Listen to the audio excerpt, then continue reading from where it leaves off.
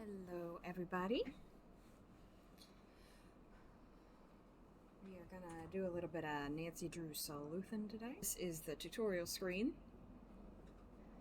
These Nancy Drew games used to be the kind of thing I loved playing when I was a little girl. This one is called The Phantom of Venice. If I had to pick one place that I'd like to go to as like a bucket list kind of place, it would definitely be Venice. I don't know if you guys know, but like it's sinking. Like the city itself is actually sinking into the sea. So at some point, you're not going to be able to like visit it. So I definitely want to go. I'm sure it won't sink in our lifetime, but you know. I'll read out just for my lurkers. She said a bunch of stuff earlier that I was not listening to. But here at the end it says, and whatever you do, read what's in the file called Case File. That will tell you all about the mystery I'm about to try to solve. If you think you're ready to dive into that mystery, just click on the plane ticket and you'll be on your way. So, looks like we got a couple things we can look at. Okay, scrapbook, Nancy Drew.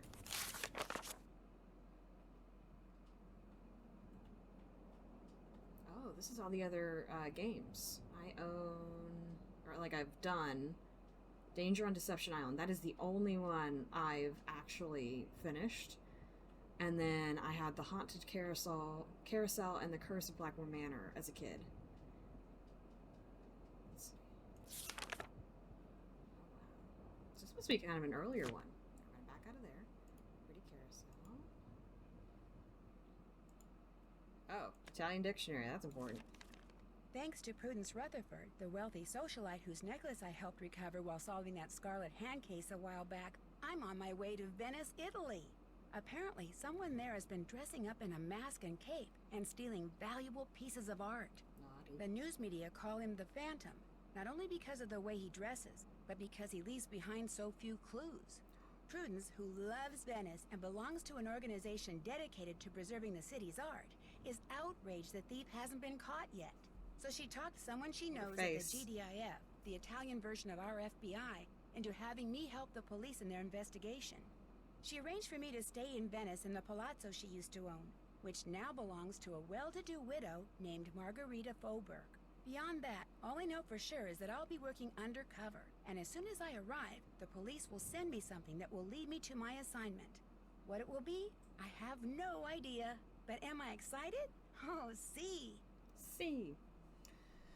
I love how Nancy almost has like a smoker's like growl going on here. Isn't she supposed to be a teenager? Alright. Thanks to Prudence Oh, no, thank you. Okay, so I guess I don't actually need to take that with me. Alright, I do believe that is everything to look at here. So, let's go ahead and get the game started. Oh god. Okay. We should probably play senior detective. We're all adults here. We can do it. Gonna do it.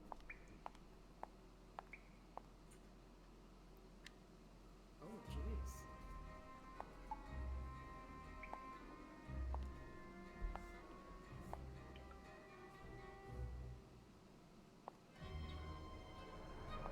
Okay, sounds awesome, babe. We'll stick with that then.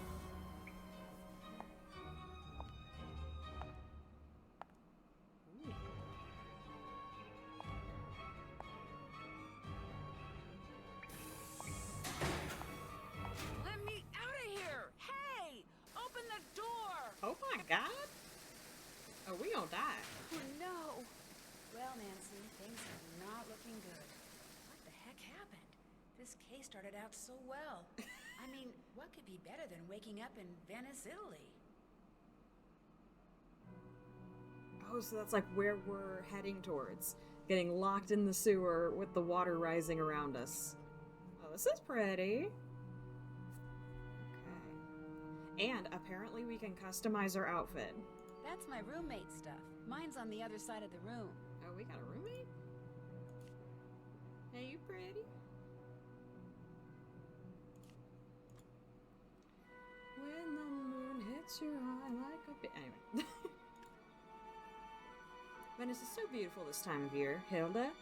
I found some lovely mosaics that I picked up from a friend. I'll send them your way once I find some times. Helena. The Killian family, 1216 Sunnyside, Chicago, Illinois, USA. I'm going to turn down the music just a smidge for me. That'll be a little too much of a smidge. There we go. Gruß aus Vendig. Alright. My German is rusty, but let's give this a shot. Das Wetter ist wunderschön. Ich denke auch an dich. Ich fand eine schönen K. Du und Friederike können dort übernachten, wann ihr nächsten Monat kommt. Helena. Nina, 99, Luftballons, Hamburg, Deutschland. So this B here is a double S, so that's a Gruß. But I'll be honest. I mean, obviously the weather is wonderful. I don't know what this is. Did we try to translate it? Let's see. German to English.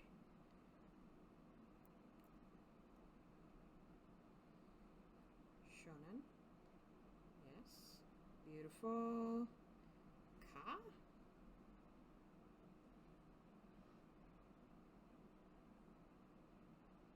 I think Frederique is a name. So B, I'm not sure if I've mentioned this. I grew up in Germany, and honestly, my German should be significantly better than it is. But languages do not come to me at all. So like I vaguely know what this says. Overpowered. Frederick is overpowered. Anyway, we'll see. I feel like this could be important later. Oh, more German. Mama und Papa, Wendig ist schon wie immer. Ich genieße Karneval. So we went to the carnival. Aber habe noch kein Kostüm gekauft. Ich will mich als Katze verkleiden. Liebe Grüße, so that's much love, Helena, Berg, 1660, Huntertstrasse, Hamburg, Deutschland. So I believe they were talking about going to the carnival and the beautiful, having did not have a costume to go to carnival. That seems to be what that means. We're spending way too much time here. So we got money. Okay. Nope. So this is the roommate's bed. Oh, we can talk to Ned, remember? 9991. Okay. Can I put it down? Anything in the drawers? Okay. Ooh, oh. I thought it was the plant. Anything on the books? Oh, can we look outside? Oh, heck yeah. How beautiful. Nobody on the pathway right now. Oh, how cool would this be? Oh, a desk, maybe? An interactive guide to Venice. Table of contents. How Venice was built, major sites, Gelato, Commedia dell'arte, Carnival, common Italian terms and phrases. Which is interesting, right? Because the postcards that we've been getting are in German. So I wonder if our friend is German, perhaps? Let's see, I wonder how much of this is important. Oh my god. I'll read it for you guys if you want. You just have to let me know. How Venice was built. The land upon which the city of Venice, or Venezia in Italian, was built is actually comprised of 118 small islands emerging from the shallow waters at the tip of the northern Adriatic Sea. Earlier settlers knew that a city set in the middle of a lagoon would be easier to defend from marauders than one on land. They also recognized that its unique location gave it the potential of becoming an important center of trade, especially with countries to the east. So, island by island, they drove pilings made of oak and pinewood deep into the subsoil until they hit compacted clay. Using these pilings as foundations, they built houses atop them made of wood and brick and faced with heavy stone, resulting in structures that stood for hundreds of years. In fact, many of the buildings that today make Venice one of the most picturesque cities in the world were built well over 400 years ago. Most of the 150 canals for which the city is famous are natural, filled with brackish water. Bless you. They are the channels which flowed between the islands upon which the city was built. Some 409 bridges span these canals. Bridges that were built over smaller canals are often privately owned, which means its owners can and do charge a toll to walk across. So maybe we need to save our money, make sure we have toll money. To make matters worse, many of the smaller bridges have neither roofs nor walls, so that crossing them at night often proves extremely challenging and wet. Let me know if you guys don't want to hear all this, but I figure there might be important information for us here. Major sights of Venice. The almost 2-mile stretch of water known as the Grand Canal is perhaps Venice's most well-known feature. With its vaporettos, water buses, gondolas, and water taxis, the activity on the canal itself is almost as fascinating as the grand and often colorful palaces on its shores. Many of the most spectacular sights in Venice are located near the piazza, open square, of San Marco. Most prominent, of course, is the Basilica di San Marco, the Cathedral of St. Mark, which was completed in 1094. It is a mixture of Byzantine, Romanesque, and Arabesque architectural styles, is indicative of the multitude of forces that helped make Venice into a vibrant cultural center. Inside the basilica are numerous relics and stunning mosaics, as well as the 4 magnificent bronze horses which were taken from the Byzantium during the Fourth Crusade. Nearby is the Doge's Palace, a testament to the opulent lifestyle which the dukes that ruled Venice enjoyed until the Venetian Republic ended in the 18th century. The tall bell tower, or campanile, that was built next to the basilica is the tallest structure in Venice and affords spectacular views of the city. The ancient and beautiful Rialto Bridge affords wonderful views of the Grand Canal. Best seen from the Grand Canal, the Ponte dei Sospiri, the Bridge of Sighs, was so named because it was the bridge connecting the Doge's Palace, which served as the seat of government for hundreds of years, with its dungeon. That feels like it's important. Is that maybe where we go? Where we're stuck in the water? It was said that people being escorted across the bridge to the prison would sigh as they looked outside, knowing it would be a long time, if ever, before they would see daylight again. Just off the Piazza San Marco is the Museo Correr, a museum with wonderful displays of medieval and Renaissance art and artifacts, while on the other side of the Grand Canal is the Gallery dell'Accademia. Its extensive collection of Venetian art throughout the ages is truly spectacular. I imagine that's where our friend works. Oh, gelato. No visit to Italy would be complete without at least one visit to a gelato shop. Contrary to popular belief, the Italian ice cream known as gelato did not get its name because it contains gelatin. Rather, it comes from an Italian word which means frozen. Like the ice cream with which most Americans are familiar, gelato is made from whole cow's milk and sugar, which are stirred while they are being frozen to form a dense, creamy product. Gelato, however, is usually flavored with fresh fruit and contains less butter fat than ice cream, 4 to 8% versus 10 to 18%, and less air, resulting in a healthier product with more intense flavor. The best gelato is made daily. It must be kept in a special freezer and is usually scooped out of trays instead of bins. I imagine because of the texture. The bins, they'd get too frozen at the bottom. Commedia dell'arte.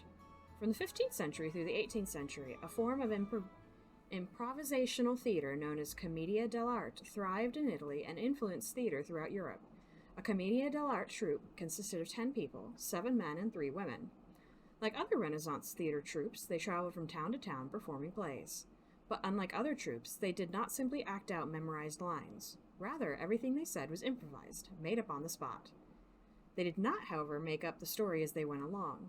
The troupe would work from an outline which described the basic plot broken into acts. As the commedia dell'arte genre evolved, so did some of the characters the performers created to bring their scenarios to life. These stock characters always dressed and acted the same way, and used the same props from one play to the next. I feel like our thief could maybe be masquerading as one of these people. The masks actors wore also helped their audiences recognize stock characters.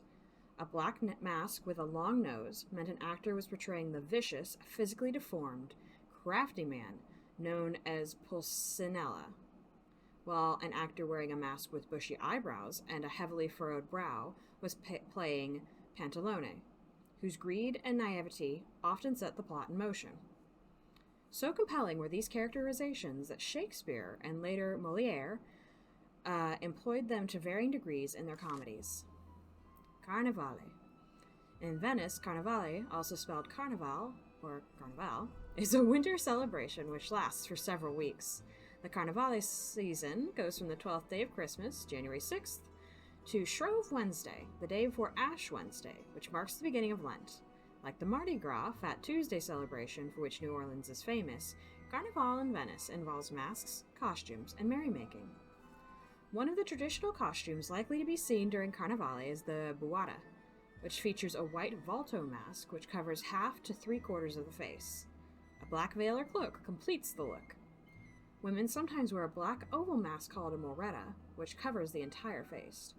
But because the person wearing the moretta must hold the mask in place by clamping a button between her teeth, it's a mask that's seldom worn by modern-day revelers. How interesting. That's one way to have a mask on your face. You'd think they'd have a tie. Common Italian terms and phrases. Will this speak for me? Rosso, Oh. bianco, nero, giallo, Cute. cane. Cane. Oh god, I wonder... I don't think there was any microphone setting, so I shouldn't have to actually say it. Albero, It's cute. Oh my god. So bottom, top, right, left, behind, in, close, far. Lord help me, I bet we have to look at like a sign or something and figure out what we're doing. We don't want to leave. Let's see, what should I wear? What should we wear? What is this? Is this a neck? Ah! Cute!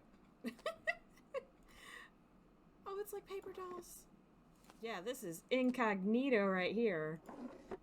Nobody's gonna know who we are. Yeah. I am the sneakiest sneaky that you've ever seen. Okay, that's all. Let's see. I think something practical to start makes sense. Oh, I love the little paper dolls we got going on here. Yes.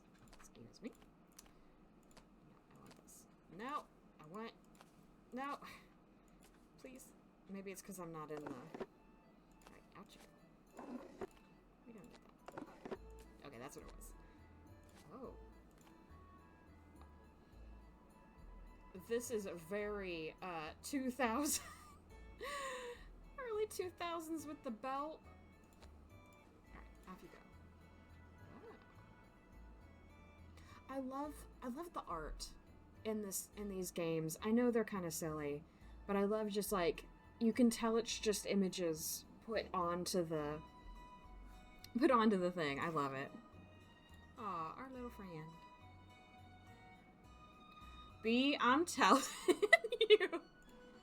Where did that belt go? We might just have to wear the belt for, you know, posterity. That's hilarious. Alright. Oh, man. Oh, is this our bathroom, maybe? Ah, yes. Oh, Lord. Behold, our heroine emerges from the tomb like a manatee. Oh, apparently we took a bath. Oh, okay, let's back up. Anything else important? Pictures. This must be our bed. I can't go to bed. I've got too much to do. Oh, you're right. How silly of me. Alright, I think we're dressed. We're good to go. Oh boy. Ooh. Can we eat a chocolate? Which one do we want? Oh, this one looks nice. Right? Well, you know, if you stink, the bad guy could smell you coming from a mile off. It's important. Alright, I'm gonna eat this one. Watch me die from poison for eating just a random... You can eat more? I feel like that would be a bad choice, to eat a whole bunch. It was probably a bad choice to eat one to begin with. Alright, we'll leave the rest for others. Okay, stairwell up. Oh. Everything is in German. My...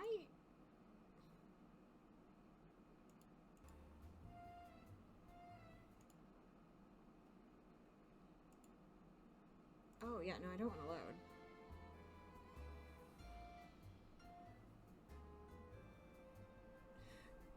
B, I feel like, you know, we were talking about these Nancy Drew games, right? It'll be like someone random just wanted to, like, poison us. So, obviously, everything's in German. But, like, the other stuff was in English, so... And she's been speaking English. Interesting. Oh, Venetia. Venetian blinds versus the Rouladen. Dude, so the Rouladen on the windows, it's like this metal sheet that, like, comes down your window and blocks out, like, 100% of the light. It's awesome. B, should we go back and eat a whole bunch of chocolates? Ooh, that's pretty. Can I lick it? No? No? No? Oh, they're... construction. Oh, Jesus! Hello! Hello, you must be the American Margarita mentioned. I'm Colin Baxter. I'm Nancy Drew. If you're looking for Margarita, she's up on the Altana, the rooftop garden. Oh, the rooftop garden. What are you doing, if you don't mind my asking? Right now, I'm restoring this 14th century mosaic, which means, without getting overly technical, I'm cleaning the tesserae that remain in place, repairing those that have been damaged, and replacing those that are missing with new ones custom crafted to match. You kinda lost me at tesserae. Simply put, tesserae are the individual tiles which comprise a mosaic. Where did you learn how to restore mosaics? Oxford University. That's where I'm from, actually. Oxford, England. Oh, I was like... At least, that's where I was born. I live here now and intend to do so for a very long while. Although I say that with no small amount of guilt. Why do you feel guilty? People like me and Helena are the reason true Venetians are slowly going extinct. We foreigners come to Venice, fall in love with her, and wind up staying. High demand for food and housing results in high prices, which in many cases means the people who were born here have to leave because they can no longer afford to live here. If I could be granted one wish, it would be to have been born here. That way I would feel entitled to live here, and I would know how to speak Italian. You don't speak Italian? Much as it shames me to admit it, no. Languages don't come easily to me.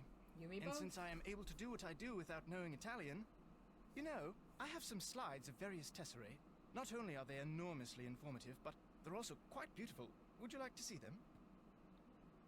Colin, that was a very strange foray from I live here, jacking up the prices, don't even speak the language. Oh, but do you want to look at these pretty things that I feel like are probably important for us to look at? Sure. Sure. Marvelous. Here we go. Oh, jeez. Almost looks like an emerald, doesn't it? Uh-huh. Wow. Oh. The very definition of beauty. That looks like puce. Sometimes red is simply breathtaking. The color is simply unparalleled. I feel like I probably need to know what these things are. Green may just be my favorite color. Aren't our eyes green? Phenomenal color. Okay, my dude, you can calm down. Magnificent specimen. If I don't stop you, are you gonna keep going? The very definition. Okay, thanks. Awesome. Fantastic. Colin! I'm mad about this one. Colin, that... Wonderful jade color. You sound entirely too excited about these colors, The my very man. definition of beauty. He's so so vibing with these I colors. adore this shade of crimson. Okay. I wonder if I say very cool, if he's gonna pop us back in here to look again. I bet he does. Alright, we're gonna go back in. Cool. Magnificent specimen. Can't get any more indigo than that. My man, that is purple. I guess is indigo purple? Now that's what I call violet. Okay. Husband? This one? I could eat it. It's so delicious. Its color is what makes this one superb. Colin, you scare me, man. Okay, we And just when you think they can't get... I'd love to see more, but I really don't have time. Very well. I thought I had at long last found a kindred spirit. Someone who shared my passion for beauty, for art, but you apparently are like everyone else, interested only in what something is worth instead of what it offers the soul. No, please. You're a I'll stay. psycho. I really do need to be somewhere. Believe me, I think what you're doing is fascinating, and you obviously really know your stuff. In fact, that figurine in front of you, I've been dying to ask you about it. It's exquisite. What, this statuette? Yes, it is exquisite. It's an example of late Etruscan bronze work, no doubt cast some 2,200 years ago. I'm not sure how Margherita came to own it, but she's very fortunate. It's almost impossible to find bronzetti of this quality outside a museum. You see, after they conquered the Etruscans, the ancient Romans melted down thousands upon thousands of statues like this just so they could make coins. Interesting. Shoot, I wish I had time to hear more. No, you go on. We can talk more later. Oh, a parcel was just delivered for you. It's by the door. Thank you. How do you know that? So because I didn't spend 3 hours with this man looking at his little tiny pieces of tile, he's mad at us now. Okay. That was something else. Was there a door here? Oh god. You know, I bet that doesn't go where we need. He mentioned she was up on the rooftop and there's stairs leading up. Right. Go talk to Marguerite. I believe she's the one. Oh. Nancy, you are up. Come talk to me. Buongiorno. What? And again, welcome to Carnas Costa. I see you finally decided to get up.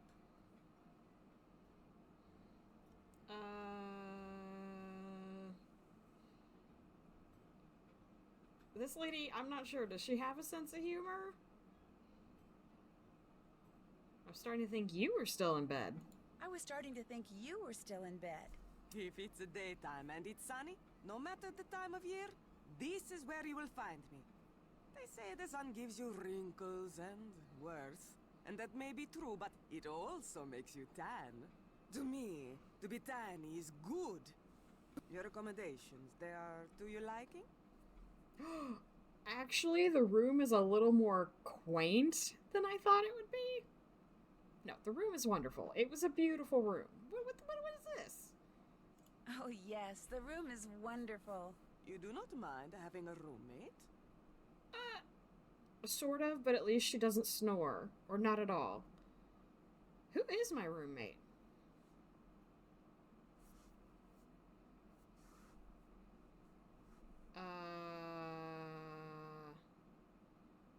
No, not at all. I mean, I feel like I'm here for free, right? If I'm free, I'll deal with a roommate.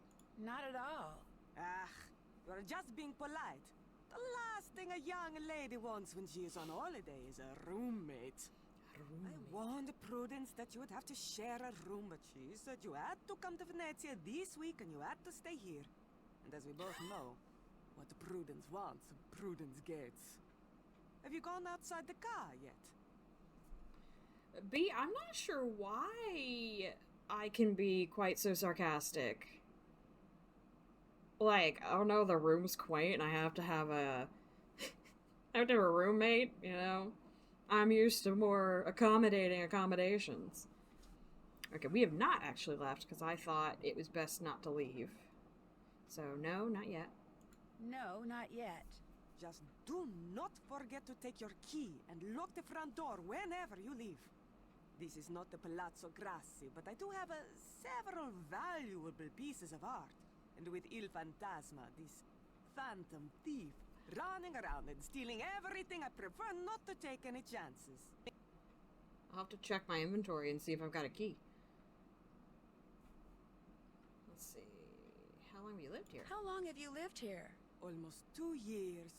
2 wonderful but very expensive years. The city expects homeowners like me to maintain these old buildings. But who pays for everything? We do. The Restoration Council gives us nothing, not one single euro. It is criminal. You mean you can't afford it? You miss the point. Just because I can afford to pay does not mean I should. It feel is that. the principle. It is the principle of the thing. Besides, being rich is something I like. If I am all the time spending money, I will soon be unrich. Hey, you know, actually they do say that, right? Like that most millionaires live, like really modest lifestyles, like the self-made millionaires, and that's why they maintain their wealth. All right, let's talk to her about Colin. I met the guy who's restoring the big mosaic in the main room. He's pretty intense. Colin Baxter? I do not know how any man can find happiness looking at pieces of painted rock all day. Talking to him, it's like taking a sleeping pill. Que barba. But they say he is good, and so he works for me. Let's see, who are they and how much do you know about him? Hey, that's a thought. Is Colin our thief? You know, nothing like being a restorer to get you into these places. You know, nobody even bats an eye.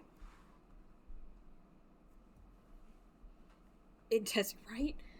Like, I don't know. He is giving me really psychopathic vibes. Oh, you only looked at things for, 5 minutes instead of the 3 hours, so you're a horrible person who doesn't love the arts. Let's see. Who's they? Who told you to buy? Or they. Everyone I know. All my friends own castles like this one. And since something is always in need of repair, we are constantly on the lookout for good workmen. And when we find them, we trade them back and forth like you Americans trade recipes for cookies. Oh, that's funny. Olivia von Hellstein raved about the work he did for her. And what is good enough for the Countess of Schlosselbeck is more than good enough for me. Oh, okay. So that's, I guess, the German lady that she's been conversing with. So yeah, we had like at first a little bit of suspicion. Here's this man who's very intense, able to get into all of these old houses. So maybe someone to keep an eye on. I'll let you get back to your sunbathing. Ciao. And Nancy. Ciao, That Bella. blouse you are wearing, you should change it. Ah! Okay. Why are you touching my things? Please, stop. Sorry. Oh. Okay, flower. Oh. Wasp nest? Go back inside. Let's see. Oh, no. Can I go anywhere else? Oh. Kitty. Argon. Okay. So, don't touch my things. Well, I ate one of your chocolates, lady. I hope that's okay. Alright, let's go. Nope, that's not where I want to go.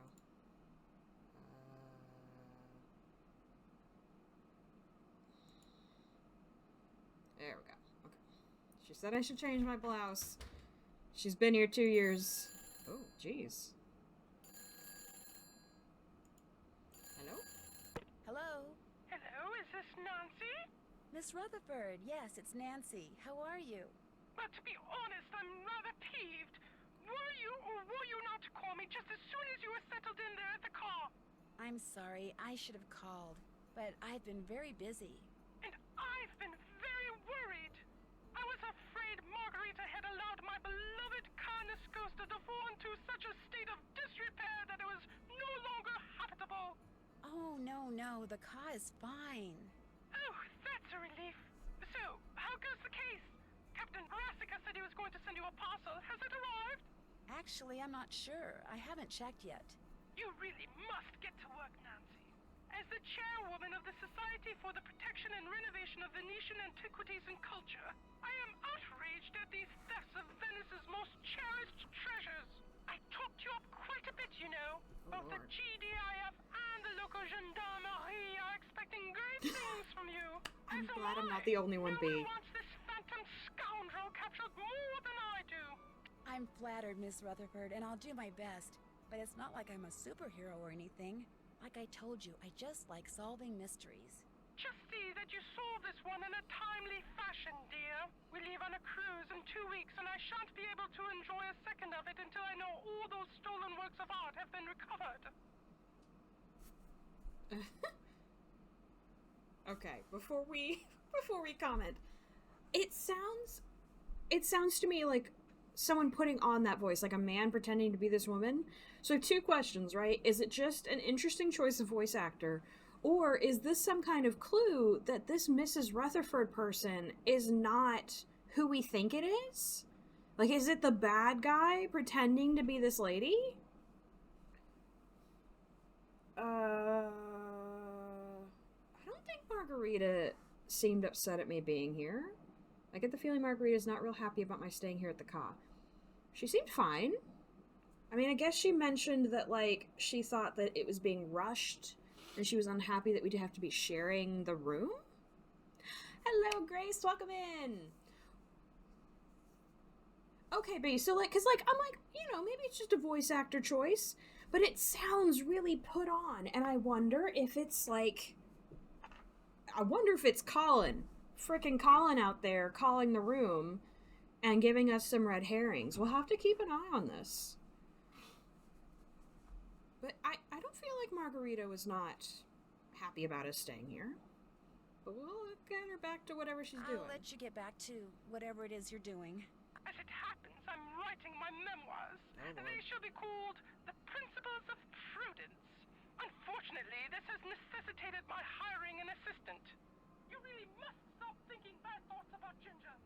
Yes, you are. Just look how she's shaking. The other day, poor Ginger mistook the shapeless lump of leather my assistant called her purse for a doggy toy and ripped it to shreds. She's still a bit perturbed. Although, believe you me, Ginger did her a massive favor. Anyway, if you ever cannot reach me, it means we are hard at work. Bonne chance!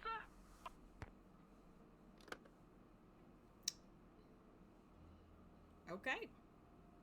Grace, you came in here at a very very interesting point of our sleuthing. We have not barely left the room yet. We came back in here because the lady who's letting us stay in her house, although I suppose, are we staying in Margarita's room? No, because it said that she doesn't snore. It wasn't, like, it's not, at least you don't snore. So, alright, let's, the only top I have is this one. I mean, I guess if we're changing the top, we could put, like, a cute little... See, now in Germany, right? You'd wear, like, a really nice outfit, right? And then you'd have your practical shoes that you'd wear as you go around. And then you'd bring your cute little flats, right? I feel like this is important. Like, if they let us change clothes, I feel like it's important. I think jeans to start. Like, we just don't know what's going on. And this is all she mentioned was going on that we should change. So let's head back and go get this package that Mr. Insane mentioned. Oh! Ooh, jeez. Shoot, I'm sorry. Here, I'll get those. Okay, so that's from that. You must be my newly arrived roommate. I'm Helena Berg. I'm Nancy Drew. Sorry for all the commotion when I came in last night. My plane got in 3 hours late. No need to worry about waking me up. I can sleep through almost It's very anything. Chicago accent, right? I'm sure you have things to do and places to go, so I won't keep you. Oh, by the way, there's a parcel for you in the entryway. Ciao. Ciao. Is that what this is here? Oh, no, I wasn't, I was just being sarcastic, Grace. No, so they are German, and there's a bunch of German letters all around. And yeah, so I'm guessing their family lives in Illinois now. But like, obviously know enough German to be sending letters back and forth. Yeah, so this must be Helena. Or Helena. Alright. Banca del Oro. Miss Nancy Drew, preso. Casa Nascosta. Please find enclosed your bank card. For the bank, you will find a convenient automatic teller machine in the Piazza San Marco. Please visit there immediately so that we may activate your account. Best regards, Bruno Sabion, Customer Relations. Aha. God help me. Hopefully I don't have to remember that number. Thanks. Oh. The Venetian Daily Chalice of St. Gervais, stolen from convent. Has the phantom struck again? Oh. Oh god. Has the phantom struck again? Nuns at the convent of St. Gervais woke this morning to discover that the legendary jewel-encrusted chalice of the saint, after which their convent was named, was missing. Police report that sometime between midnight and 5 a.m., someone broke into the underground chamber in which the chalice was kept, unlocked its glass display case, and made off with the ancient relic, which is estimated to be worth at least 50,000 euros. According to the head mother, Sister Lucille, the thief managed to breach the state-of-the-art security system which guarded the chalice without harming any of the convent's residents or damaging any property. Again, kind of suspicious for Colin, right? For that we are grateful, but the chalice is precious to us for reasons that have nothing to do with the money. We beseech the thief who stole it from us so gracefully to return it the same way. Striking swiftly and silently and leaving no clues behind are signatures of the burglar, popularly known as the Phantom. Police, however, say it's too early to attribute the thief... let's try that again. It's too early to attribute the theft of the chalice to the mysterious masked figure who's been glimpsed before and after the thefts of other valuable art objects. It doesn't matter if it's the same guy or not, said Venice Police Commissioner Antonio DiNardo. We're going to catch him. Allegedly removed from the grave of martyred St. Gervais almost 1,800 years ago, the chalice is solid gold and encrusted with jewels. Most notable are the patterns of rubies and emeralds, which form the letter G on one side and P on the other. According to legend, the chalice was originally made of tin and was shared by Gervais and his twin brother Protes. Like Prophase? Upon its removal from Gervais's grave, the tin cup was miraculously transformed into the chalice. I mean, that tracks, right, for religious relics. First dive into Nancy Drew games. Grace, I love these things. They're very point and click, right? Like, I don't use the keyboard at all. It's just the mouse. And in some ways it's, like, super innocent and sweet, and in other ways it's like, oh, and here's this really traumatic thing going on. You're just like, oh! What's up? Let's see. Anything else to look at? Go back upstairs. I assume we head out, right? Where the heck am I? Okay.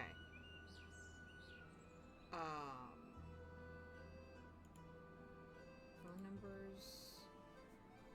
Observations. The Italian police said that all contact with me would be discreet, i.e. highly secretive, so I'm going to have to keep my eyes open. I have to remember to call Ned. He needs to do some research at the hospital in Bayport, so I arranged for him to stay with Joe Hardy, Frank with snow camping. I hope everything's working out okay. According to the letter that was in the package, I'm supposed to go to the Piazza San Marco and use my new bank card there. Okay. Something tells me it won't be your ordinary cash machine. Alright. Piazza San Marco. There it is. Oh, okay, there's an eyeball. Can I go there? Please? Maybe? No? Okay. Oh, Lord. Do I have to walk?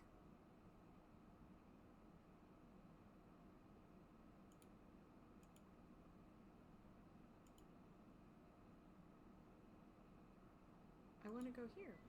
Why can't I go here? Can I go any of these places? Oh, do I have to go to the... Oh! It wants me to, like... follow the path, I guess, to get there. Oh my god.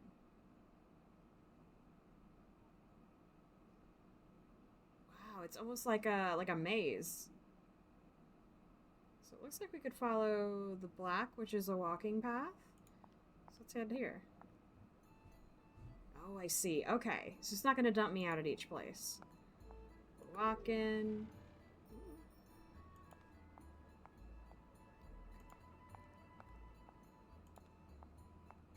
Oh, that's kind of cool.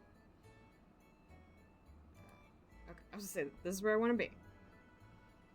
Ooh, pretty. Can we turn around and look places? Oh. So you remember it mentioned that the green arrow would be something to look at, but it wouldn't turn red. Oh god, what did I buy? Oh, I got birdseed. Oh, we've already looked at this. Does it tell me? Birdseed, my Italian dictionary. Time to use my Italian dictionary. Oh. Sure. Oh, jeez. Can I... Wait. Signora, ma come mai a Venezia ci sono tutti questi No. uccelli? You see, I'm very good at this game. Let's go closer. Is this up? Oh!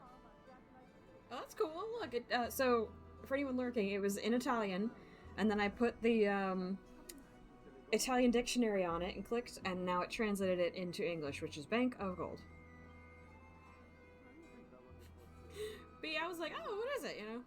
Oh, it does say up here, doesn't it? I just spent... I just spent €5 on birdseed! What am I doing? Alright, let's put this back. I don't need to be carrying this around. Oh, you know what I didn't lock? Oh my god, I didn't lock the door.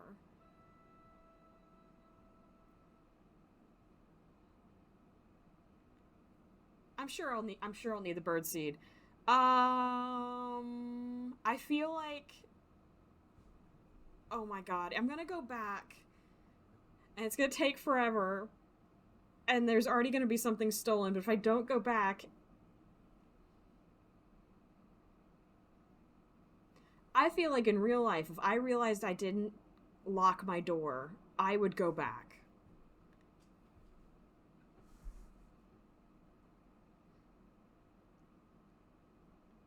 What do you guys think? Do we go back or do we continue looking for clues? There were 2 people in there. Okay, let's go back.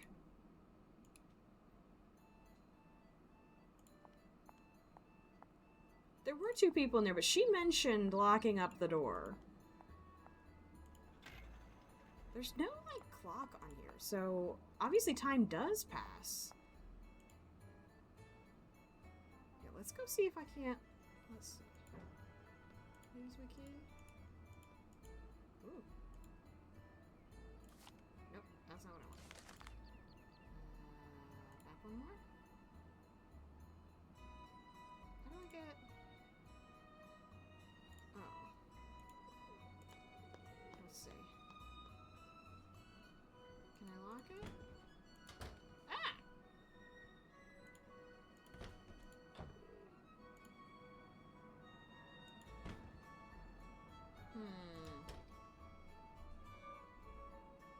Maybe not. Maybe I just wasted our time. Yeah, that's what I pulled out of my inventory. Grace, the key here. But no, it just seems to open and close the door. So maybe just because I have the key? Or is this the key to my suitcase? Alright, well, I tried to lock it.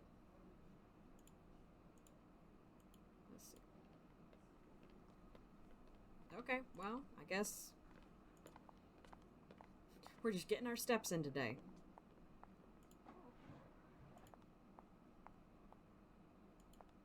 Grace, I think she's grown a lot recently. Because she falls over absolutely nothing. Well, you know, literally, not even a crack in the sidewalk. She was in the middle of a big, like, slab of sidewalk. There was no crack, no nothing, and she still tripped. And I was like, baby girl. There's no one here. Oh, €5. Is that important? Should we buy it? Sassy detective. Poll results. The verdict on what makes a case truly irresistible. What's in her bag? Amateur detectives and the sleuthy gadgets they won't leave home without. How locks work. Locks can be any obstacle to any investigation. How do they work, and what is the best way to bypass them? Exclusive Q&A with Canada's hottest new girl sleuth. Okay, we bought it. Oh, God, $20. Oh, thank you, honey. German English dictionary. Now that's a thought. We're gonna buy it. If we buy this German English dictionary, we can read those letters. I feel like that's important. Let's do that. Is there other stuff to buy? Okay. Oh, I'm excited for that. Okay, let's go to the bank. Oh, Jesus, there was a freaking... Hi. Willkommen. I need a card. Oh, right. In you go. Welcome, Nancy Drew. Important. All information below is confidential. Use discretion when discussing this case with anyone other than your contact, Sophia. It's not money! Ah, that's kind of cool. Alright, instructions. Case instructions assignment. After you read this, you will be provided with a pair of binoculars and a PDA. Using the binoculars, you will watch Antonio Fango, a suspect in the recent thefts attributed to the Phantom. See crime dossier. The window of his office in the Argonne building, Campo dei Frari, can be clearly seen from the rooftop of Ca Nascosta. See photo above. Oh, yeah. We saw that. There was a big red sign with that. The surveillance team at the entrance to the Argonne building will page you via the PDA whenever Fango enters. An audio signal will alert you to his arrival. A light on the PDA will remain on as long as he is in the building. Any suspicious or unusual activity should be reported immediately using the PDA. I don't know if I've ever used a PDA in my life. And I'm on the older end of millennialness. Press the call button on the PDA keypad to reach your contact, Detective Sophia Leperase. Leperos? I don't know. Background on Antonio Demetrius Fango. Born in Genoa, June 1st, 1972. Kicked out of Politecnico Tesla for cheating in December of 1993. Grace, I kind of love, I love the art style of these games. I think it's just pure nostalgia. Because, I played these as a kid, right? But, in our bedroom, there was a, toiletry kit. And you can tell it's just, a picture of bobby pins that's just been put into the screen. And it's just kind of cute, you know? But, yeah, the character, movements in particular in this game are a little silly. Okay. So our man here, Antonio, moved to Venice from Milan in March of 2006. Custom designs and installs communication entertainment systems for homes and businesses through his company, Sognitrico. He is its sole employee. After the theft of the Doge sword, Venice police received a tip that Fango may have been involved. Wiretaps and surveillance of his business and apartment have revealed nothing out of the ordinary. His contact with people is limited.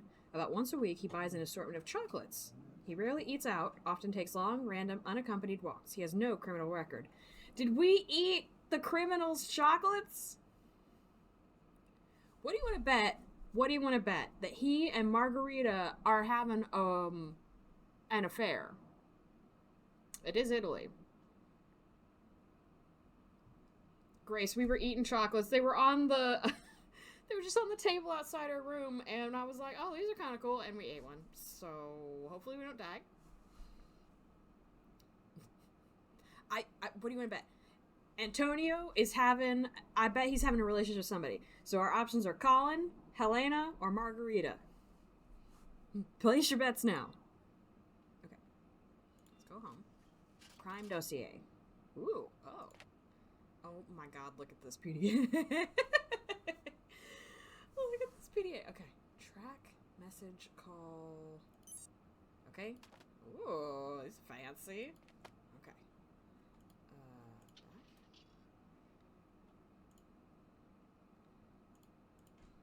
Back. When we went in there, there was a security camera up on the side. Okay, let's see. I gotta go back. So I feel like... So this green arrow means there's something to look at. I think there's everything. We bought everything we can get here. I'm excited to use this German dictionary on those postcards. Although, what do you want to bet we get caught looking at them? Can I turn anywhere else? We got birdseed. What if I throw... Can I just throw some birdseed out? Nope. Okay. Doesn't look like there's anything... Oh. Oh, no. Doesn't look like there's anything else to look at. Okay. Let's see. Phone numbers, observations. So we should go call Ned back at the house, I think. If I click on it when I get there, I wonder if I'll have to remember this. Checklist. Because I'm a senior detective, I don't need a task. Can I change my mind? Don't you laugh at me? Vormir back here laughing at me. Okay, so I guess we gotta go home because we're supposed to go look at this guy. Man, I'm a senior detective. I want a checklist. Alright, so many things down.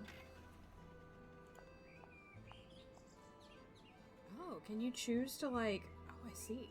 So it looks like here at Campo dei Frari and the Rialto Market we can go to.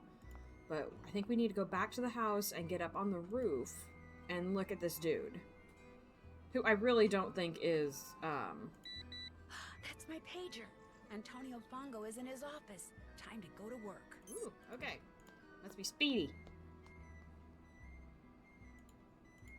Can I... I think it was this way? Ah, yes. Oh. Alright, we don't have time to talk to the lady, but she was over here at the desk. Alright, so... Let's see. Binoculars? Oh, jeez. Oh, my God. Oh, I'm gonna get sick. Okay. Nancy, what are you doing? Okay, our options are bird watching, studying the architecture, spying on someone. I say we don't tell her, because I'm telling you they're having a relationship. So, I'm gonna go with studying the architecture, because I feel like maybe I could answer that a little easier than bird watching? Studying the architecture. That's what I want to be, an architect. So I'm kind of owning up. Americans always Boning busy up. doing something. Canoia. Canoia. You canoia or whatever. What am I supposed to do?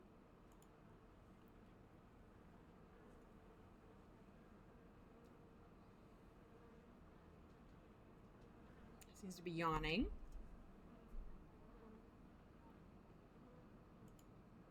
Am I supposed to... Where'd they go? Am I supposed to look anywhere else? Oh my god. I can't watch it.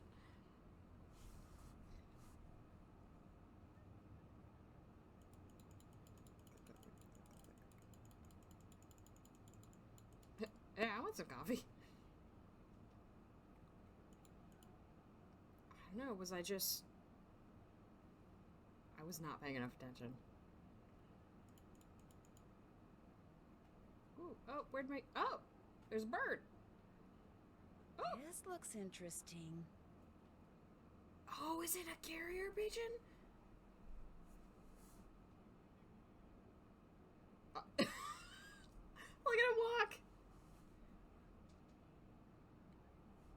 go somewhere private and report this.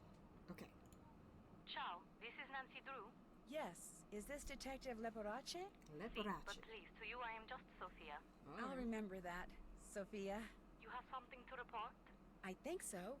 While I was watching Fongo, a pigeon flew to the window outside. Fongo got up from his desk, went over to the window, and took something off the pigeon's leg. Something very small. He removed something from the pigeon's leg. You are positive? Yes, he removed something, kind of studied it, then left the office. Maybe he is using a trained pigeon to communicate with someone. Yes, this could be true, because we know that by phone he talks to almost no one. Okay. Here is what we will do. I will deliver to you a tracking device. You will sneak into Fango's office when he is not there and feed it to the pigeon. After that, you can use your PDA to see in what direction it has flown. You want me to feed a tracking device to a pigeon? It will be very, very tiny. But I do not want to leave it at the ATM. If you go there too much, people will get suspicious. So we will leave it for you in the costume store in Campo Santa Maria Formosa. It will be hidden among the things there. You will have to find it. How will I know what it looks like? Very soon, I will send a picture of it to your PDA. But you must locate the device quickly. If you do not find it in time, it will destroy itself. If that happens, we will hide another device. Your PDA will show you where we have hidden it. You want me to feed a tracking device that self-destructs to a pigeon? Asking the important The questions. mechanism will automatically deactivate when you pick it up. And do not worry. The device will not hurt the pigeon after it is swallowed. And I'll be able to track it using my PDA.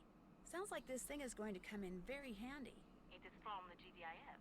Military equipment is good. Well, guess I'm on my way to Campo Santa Maria Formosa. After you have fed the tracking device to the pigeon, you must do two things. You must find out where the pigeon goes when it leaves Fangos, and you must discover what it is carrying. Call me when you know these things. You are good to help us, Nancy. We are very short-handed. Carnevale keeps the police very busy. I'll do my best. Ciao. I have so many feelings about this. So, right, pigeons poop a lot. I feel like their digestive system is not... It's not long, right? Because the bird's like this big. 2, we're gonna just go up to this random pigeon and feed it something after we've snuck into this dude's office with, like, how are we gonna explain that one? The next one is, I guess we did need the bird seed that I spent the money on already, so there's that.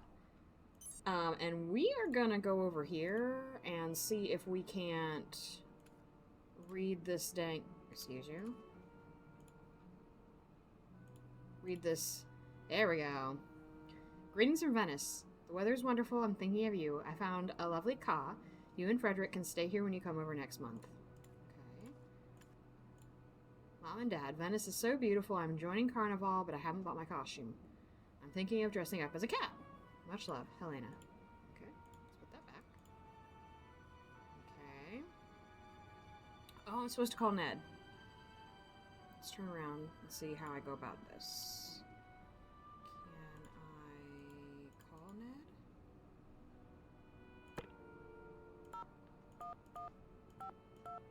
Oh, I gotta, like, actually type this in here. I feel like, do you know how long it is since I've had to, like, actually type into a phone like this? Hello? Hi, Ned. Or should I say, buongiorno. Hey, Nance. I was hoping you'd call. Is everything okay? Is everything okay? Everything's fine. Sort of. I mean, I'm in Bayport, staying at Frank and Joe's, just like you arranged. You sound funny. What's Suspicious. My research is going great. It's just that, well, in order to get over to the hospital library, I've been having to take the bus. wrong? What happened to your car? Joe happened to my car. Oh, no. He's been tinkering with it? If by tinkering you mean disassembling the engine and possibly the transmission and strewing the parts all over that closet in the basement he calls his workshop, yes, he's been tinkering with it. Oh, man. Ned, I told you. I said whatever you do, don't let Joe do any tinkering. I didn't know that's what you meant. You said he knew exactly how to fix that funny noise my car's been making, so I said great. I thought he knew what he was doing. He does know what he's doing. It's just gonna take him like half a century to do it. But hey, you're taking mass transit. That's good. Yeah, I know. I'm fine. And I'm sure my car will be fine too. So how's it going there? Okay, so that's kind of funny. Good for you for taking mass transit. That sounded a little sarcastic. Also, Ned, you are sus, man. Hey, before I forget, thanks again for the locket. Want to know what my assignment is. Time to get back to work. I thought... Weren't we calling him because he needed to do work for us? I guess let's... I guess he is our boyfriend. How about we do the locket? Hey, before I forget, thanks again for the locket. I haven't taken it off since you put it on me there at the airport. Oh Good. my. That was kind of the idea. I just wanted you to have a little reminder of home. Well, more specifically, of me. I don't need any reminders, be a Ned, hot but Italian thank hunk. you. It really is beautiful. Even the guy I sat next to on the plane over here who played solitaire the whole way liked it. It passed the semi-neurotic but otherwise thoroughly impartial geek test? Yes. Okay. This is a strange couple. Want to know what my assignment is? You bet. I'm supposed to do surveillance on a guy named Antonio Fongo. Surveillance? Wow. The police suspect he has something to do with the thefts being attributed to the Phantom.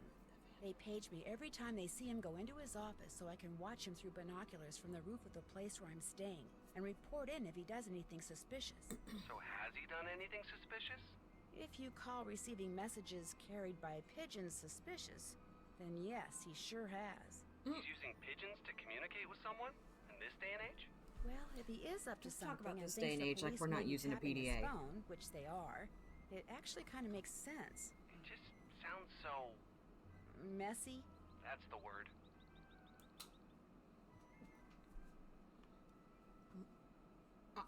Margarita Faborg. Interesting. It's funny, I don't find this Margarita character to be strange. She seems just very Italian to me. But here, let's go ahead and... Margarita Faubourg, the woman who owns the place where I'm staying, is a little strange. How so? She spends most of her time... She spends most of her time on the roof, sunbathing. She's been very nice to me. I Sunbathing? don't... It's How winter strange. there, isn't it? Exactly. Although I must admit, it is unseasonably warm out. Then maybe she's not so strange. It just bothers me that whenever I need to do surveillance on Fongo from the roof, she's up there too. While I'm watching him, she could be watching me. Relax. I'm sure the GDIF checked her out before they okayed your staying there. Oh, I'm sure they did, because the government never cuts corners like this. It was... I need to get going. Tell Joe I said hi, okay? I'll let him know you called and tell him what you've been doing. Take care. Bye. Like a rich Italian woman, which I guess is kind of strange. Yeah, I mean, so in general, right, it does seem like, you know, the difference between, like, Italians, Europeans in general, and Americans is quite different. Okay, looking at the picture. I feel like there could be something, about this picture. Like, I wish I could rotate it. Maybe that's just to tell me who it belongs to, kind of thing.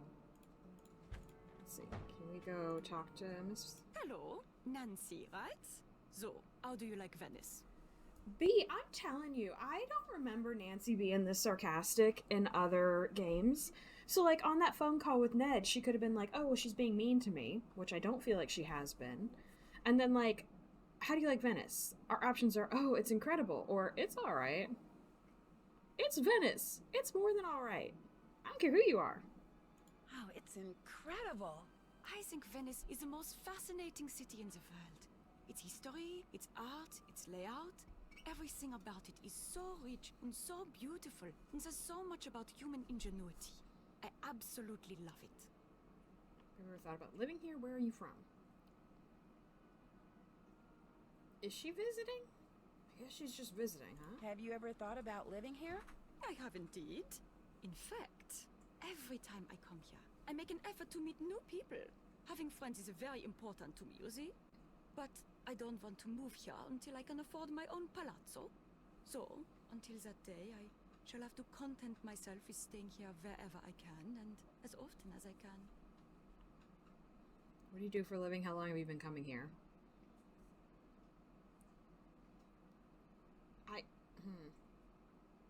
This is one of those questions, though, what do you do for a living, that I feel like is, like, socially a very gray area. Because, like, if I were to be asking it, like, personally, I'd be just wanting to know, like, what do you do? You know, what can we talk about it? But on the cusp of, like, talking about wanting to afford the palazzo, I'm like, is this gonna be weird, like, being like, so how much do you make? What do you do for a living? I'm a journalist. Right now, I live in Hamburg because that's where the offices of Your Wet magazine are. I do most of my writing for them. But I know far more about Venice than I do about Hamburg. In fact, I know more about Venice than most Venetians do. I know where the best souvenir stands are, the nicest glass shops. Here, I'll make you a list of the cheapest cafes. No, that's okay. You don't need to do that. No, yes, You we don't do. want to know where the cheapest cafes are? Are you sure you're American? I'm just not into touristy Hi things, there. that's all. I see. Oh, but you could tell me what your very favorite spot in Venice is. I'd love to know that. Oh, well, let me think. That would have to be Campo San Paolo. There's something, I don't know, something very avant-garde about it that's quite charming. Again, though, if she's German, they do tend to be very straightforward, at least in my experience. Let's see.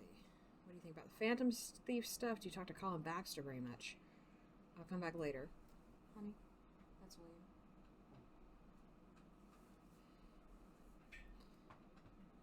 Let's see. I'm trying to remember what the other option was to ask her. That is one thing about these kind of games, I would say. They do seem very much like, once you've asked the question, until you, like, die. Which, speaking of which, I'll go ahead and save, just so we've gone on here an hour and a half. I'd hate to lose everything.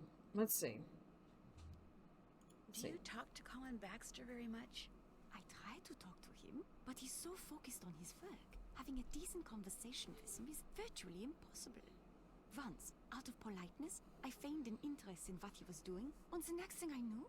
He was showing you his test race slides. Yes! They went on and on and on! It was nightmarish. I felt like a seabird that had landed in an oil slick and couldn't fly away. The only way I could escape was to confess that I found the slides less than fascinating. Which hurt his feelings terribly, I'm afraid. But it couldn't be helped. Same thing happened to us, lady. The same thing happened to me. The man is obsessed, which is a shame, really. After all, he's not bad looking, and there's a touch of intrigue about him. What do you mean? Once, while he was working, his cell phone rang. He immediately left the room to take the call, but as he was leaving, he picked up by saying, "This is Justin, not Colin. Justin." I'm telling you, the man is suspicious. He's using a fake name? Either Justin or Colin. One of them's fake.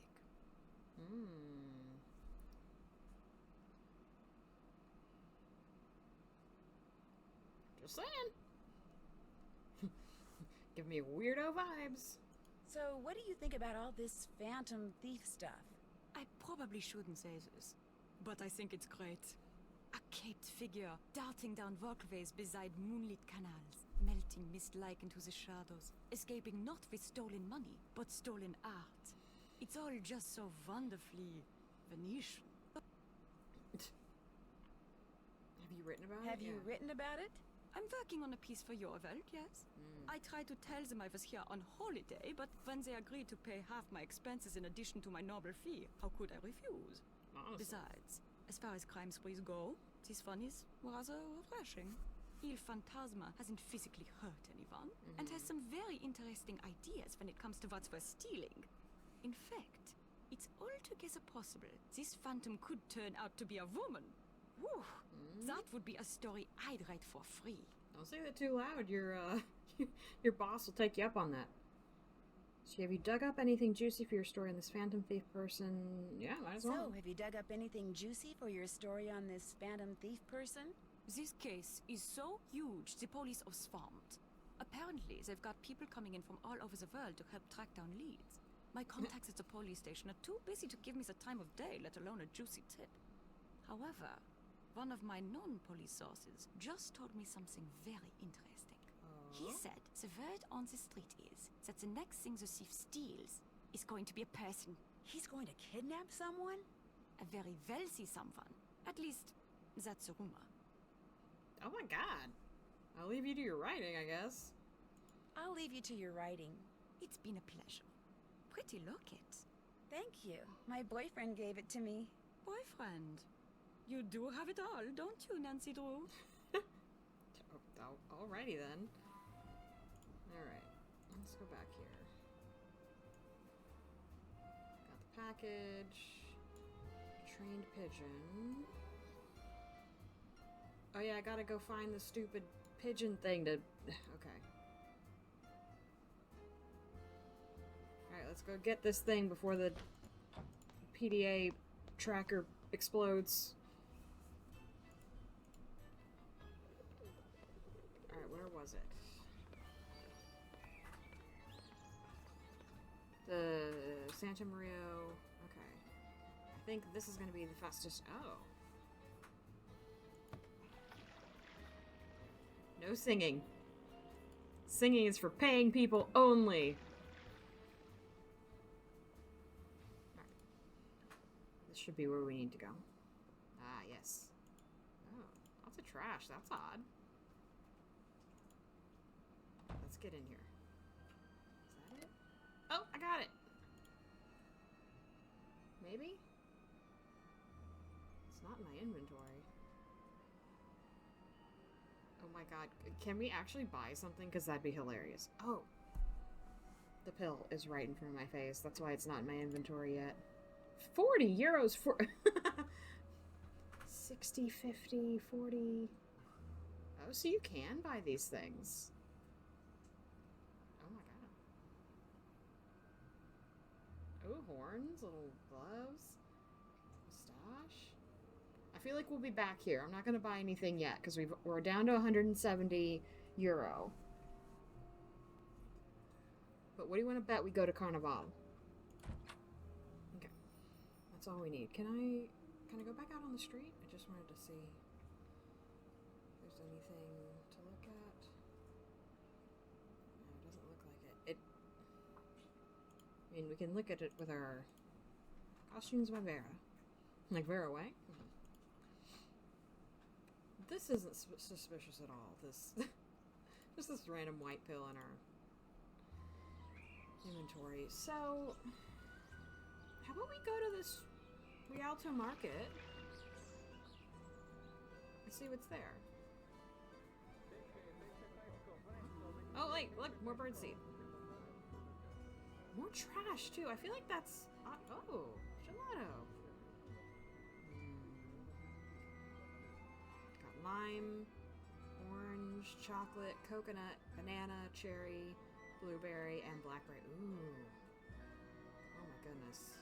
€2. It's not bad. L'olio d'oliva, il più buono di tutti. Qui venite. Oh. Some kind of... a fumigator? Okay. I need my Italian dictionary. Oh.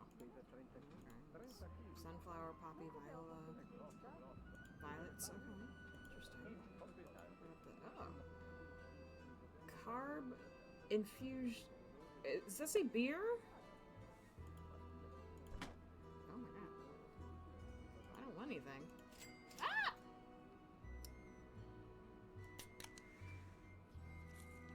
Did I just drink it? No, I wanted to leave. I didn't want to buy... Okay, well, 169. Ooh, flowers. We buy flowers. You buy flowers? So if I bring you flowers, I can make money? Because I need money. Okay. So that's the market. Can we go here? Let's take a look at all the places we've got on the map so far. We got time. Hopefully. Ooh, fountain. There's so much trash. Club, Museo. dancers wanted? Is that why we gotta buy the heels and the little feather boa? Are we gonna go dance?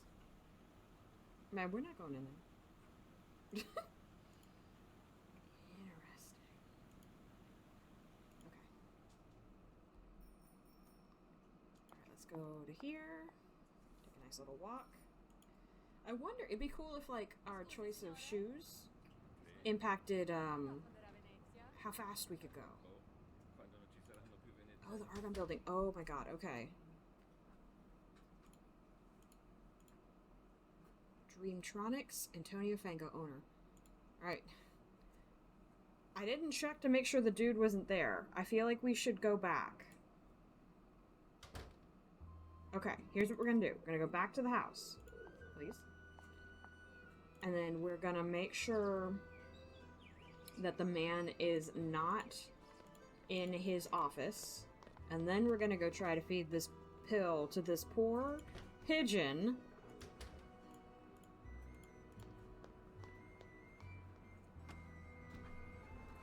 Margarita's gonna ask what the heck we're doing again. Alright. Oh, I can't look. Really? Am I not close enough? I'm too far away to see anything. Then why can't I use the... Okay, well, so much for that theory. Let's check our observations. All the way down. Alright, find the tracking device, which we got. Feed it to the pigeon. See where the pigeon goes. Intercept whatever it's carrying. Alright, so maybe we just have established that the man isn't there right now.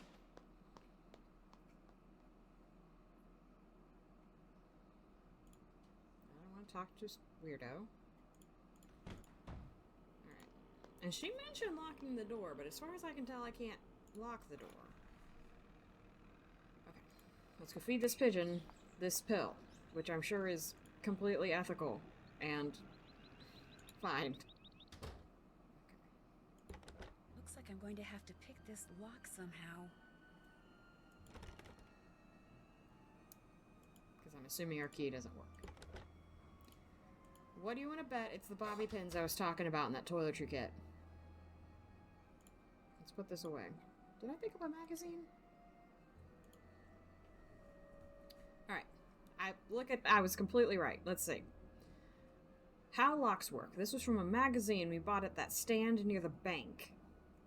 To most people, a locked door is a major obstacle. To be a good detective, it is a mere inconvenience, especially one locked with an ordinary pin and tumbler lock. All that's needed to get around this obstacle is a little knowledge and something as common as a hairpin.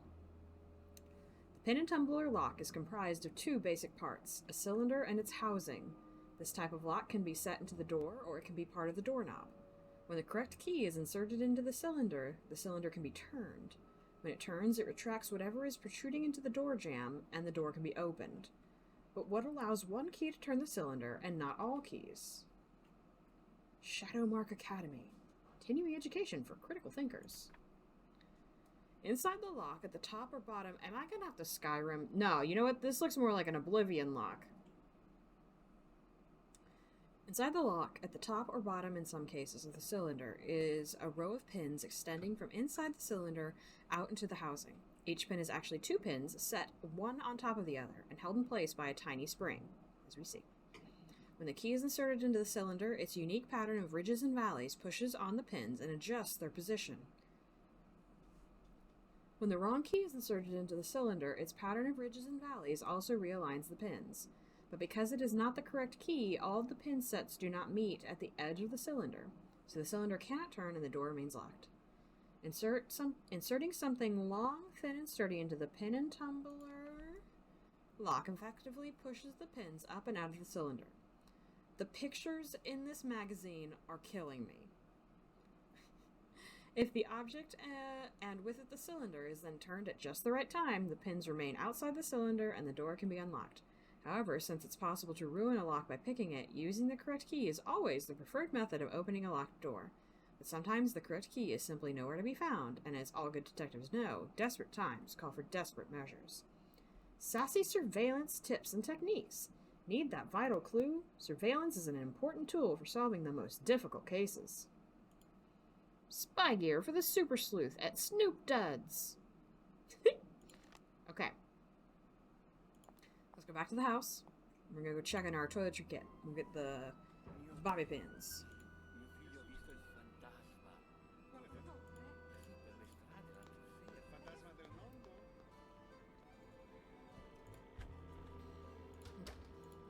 Is this our door? No. Oh, it is, yes. Okay. We had bobby pins in our... Yeah. Right. Yep, in our inventory. Perfect. Okay. Back out we go. We're gonna be speedy. Since for some reason this pill won't explode now that we're holding it, hopefully. I can't believe we're feeding this pill to this poor pigeon. Oh, right. Oh, my god.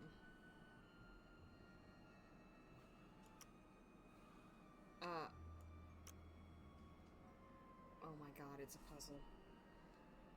I'm not good at these, y'all.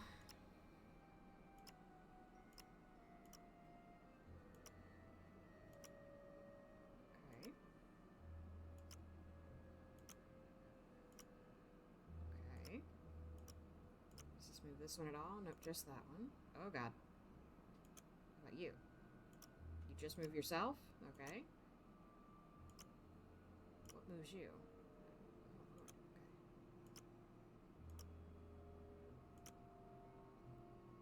Alright, let's get you up. You go... Let's see. Okay. Okay.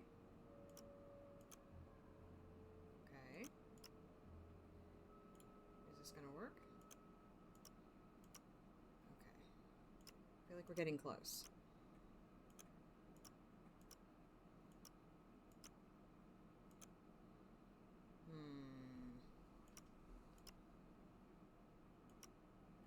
This is the guy that's giving me problems. Who else moves you? Okay. Let's get you all the way up.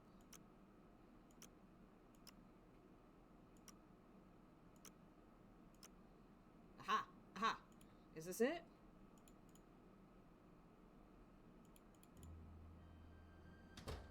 Oh my god, I left. Am I gonna have to do that again? Let's see.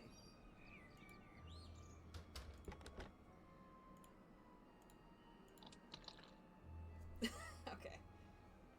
So... I thought I had it.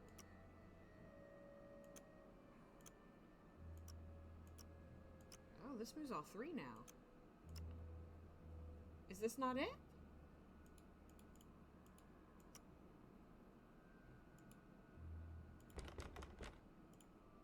I'm confused. Okay. If anyone has any advice, let me know. See, because, like... So do they all have to be even? Is that the issue that I'm doing? I see. I see. So this one moves both of those. Oh my goodness. Okay. Oh my god, this one moves all of them. Okay. That one's by itself. Okay, this one moves, what, 3 of them? Okay.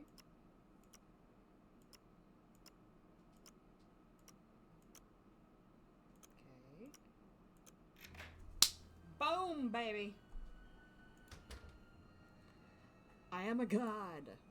Hi, baby bird. Can I put this together for you? I got tasty little thing for you. Yeah, yum yum. How do I know that this bird has eaten this stupid pill? Yeah, that's a good birdie. Poor thing. Bye-bye. Can I... Oh, hi.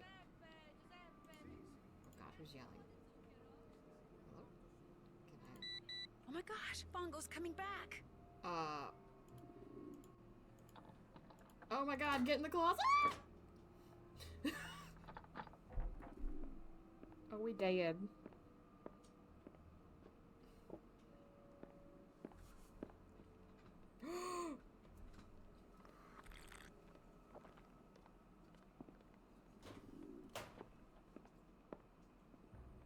I thought he was gonna lock us in here.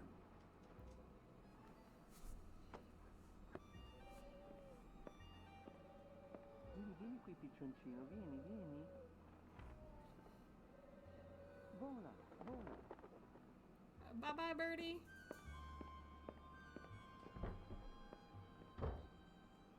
Hey, look, it's the masks we were talking about. Oh, God. Yep. Oh. Okay, I'm taking a picture of this because my memory's terrible. I feel like that's important. Because some of these masks are marked off. So maybe it is this dude. Okay. Is there anything to look at? Time to use my Italian dictionary. Oh. Virgin Islands, Tahiti, Seychelles, Bermuda, Aruba. Okay. Travel guides, interesting. Chocolate bar. Coffee. Alright, again, I'm taking a picture because my memory is absolutely... That's, what do they call it? Binary code? Like the ones... No, okay. So the pigeon is gone. Trying to be quick about this so we don't die. Can we look at his desk? Oh, chocolates. Oh, we ate the caramel one. Venice. Is that more footsteps? Are we totally gonna die? Oh. Fax machine, okay. Anything else over here? Hiding place. Ooh, jeez. Old clock. Okay. What about here? Oh. Me Ray Doe. Me Ray Doe. Let's see. I feel like that's important. Putting that in the chat. There we go. I feel like that'll be a key. Ooh, a fish. Oh god, swords. Can I put this into English? University of Bologna, on the recommendation of the faculty, is conferred upon Antonio Fango, the Masters of Computer Science. Okay. Certificate of Merit in Digital Data Storage and Transfer. Okay. Oh, no, that's not what I wanted. Ah. Alright, let's leave.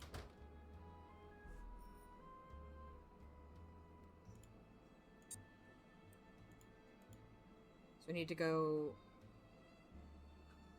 left and down. So maybe here. Oh, yep, that seems to be it. I hear the call of the bird. Oh my god.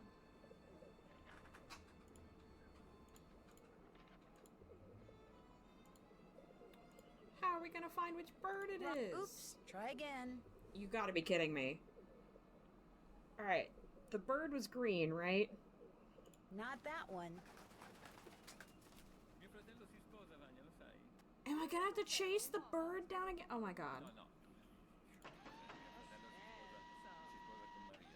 Oh, Jesus. See from the way you are dressed, you are American. That's my accurate. name is Nancy Drew. This is a private club. You cannot come in. Sorry. Hilarious. So yeah, we're gonna have to definitely buy more clothes at some point. Okay, let's go back to the map. How am I supposed to know which one is the bird? Alright, I feel like the only thing... Can I go to wherever this is? Can I go here? No. So I'm gonna bet you we gotta go...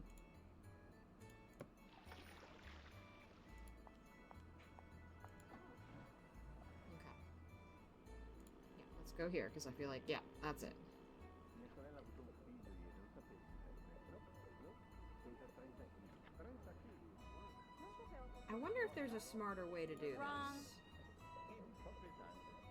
Oh, I've just gotta click and it... Okay. Nope.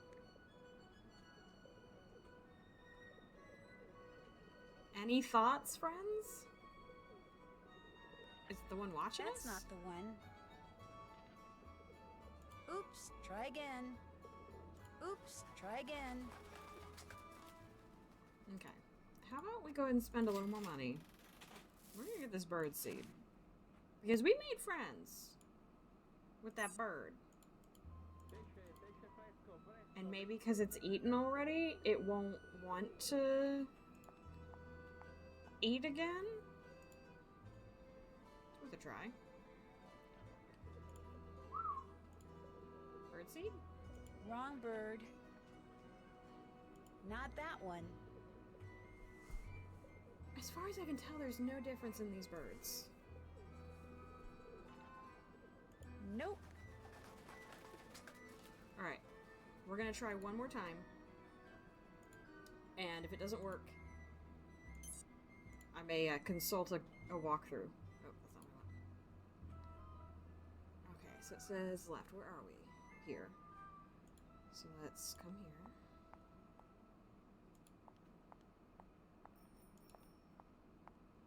Let's see.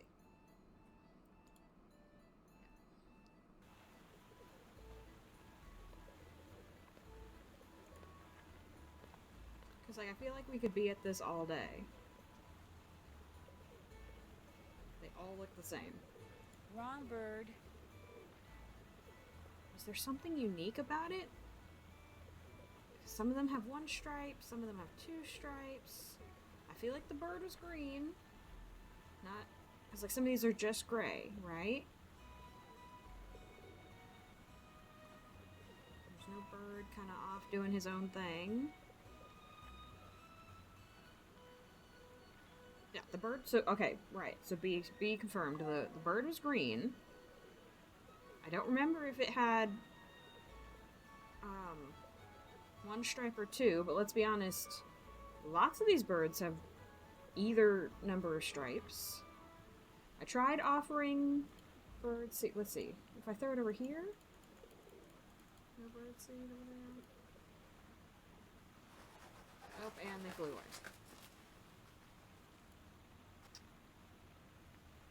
Alright, let's try one more time.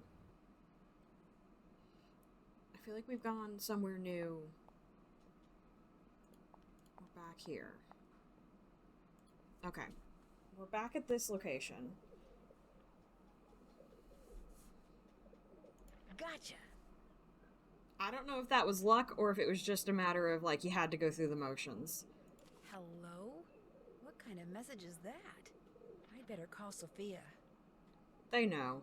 They know.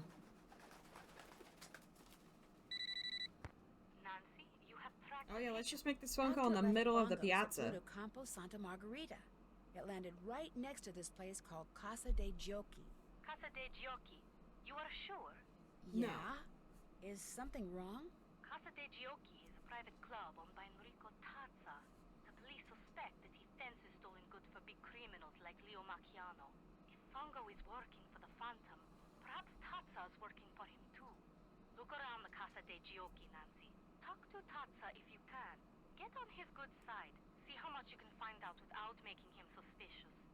Was the pigeon carrying a message? Yes, but all it says is hello in English, followed by an exclamation point. There is a dot at the bottom of this exclamation point. Yeah? You must find a microscope and examine this dot, Nancy. If Fongo was sending a message to Tazza, maybe it's hidden there. A microdot, of course. Right. I'll do that. Yeah. I'll find a microscope and take a look at it. If I do not hear from you, you will hear from me. Okay. So we got, like, a couple options here. We could try to change our clothes, maybe into the cute, like, pink skirt and flats, and see if we can get into this, Casa de Yoki. Also, obviously there is a microscope with Colin, so I wonder if we make him happy and look through 5 billion slides of color, if he will, let us use his microscope. So either way, we need to go back home. So that's what I think we need to do. We need to head back, maybe change our clothes.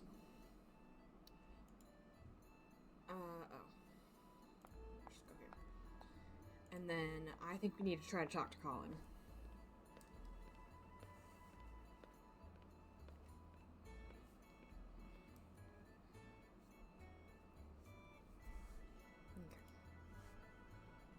Puoi venire a cena da me domani, Rebecca. I don't know if you guys can hear this. C'è anche Giuseppe, ti ricordi Giuseppe, quello strano professore? sì, che carino. Beh, carino mica tanto. Oh, so it was something going on. I think Marguerite and somebody is talking up on the roof. Not that I can understand Another Italian. package? Oh, Lord. Sorpresa chocolates, a gift for Il Dottore.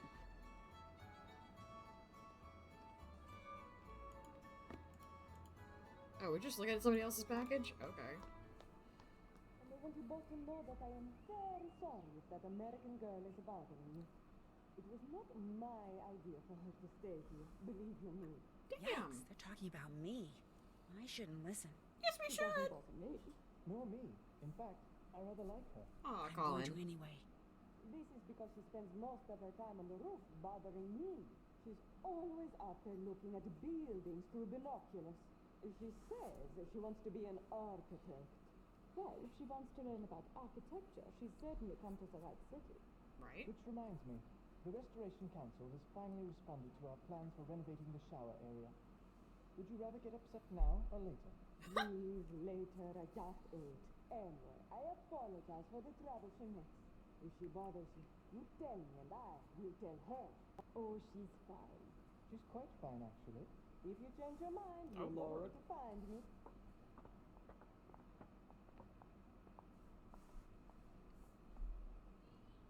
Oh, man. There really is nothing worse than, like, coming up upon somebody talking about you. I'm gonna move my mic, because I don't need my keyboard. Well...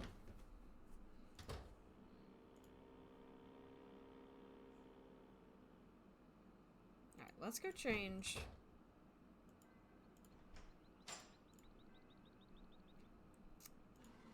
And I feel like I used to have a paper doll game that was like this. Do we need a belt? Do we need a belt with this outfit? That's like real classy, right?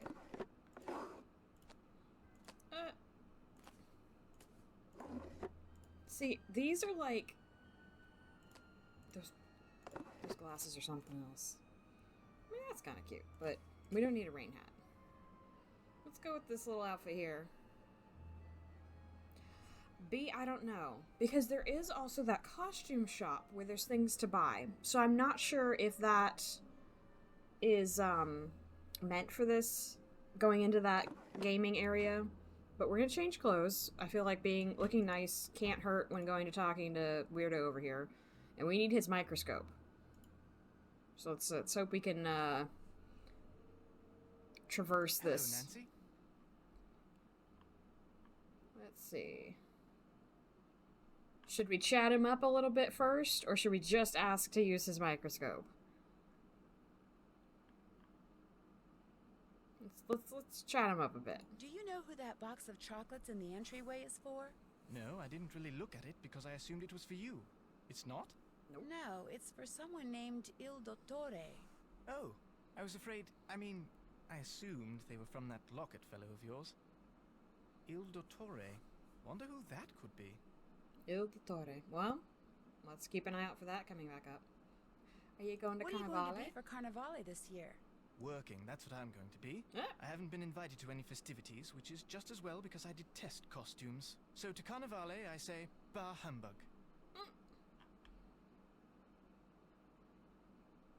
Alright, we're gonna jump in. Would it be okay if I used your microscope? I have a very strict policy when it comes to my equipment. No one touches it but me. And now, you. I trust you, Nancy. Please, be my guest. Oh, thank you. Wow. Right? I was like, oh man, he's turning us down. And then that was some move. Okay, Colin. Oh my god. Oh, okay. Il Dottore requests you to change the safe room lock combination to 43556. Alright.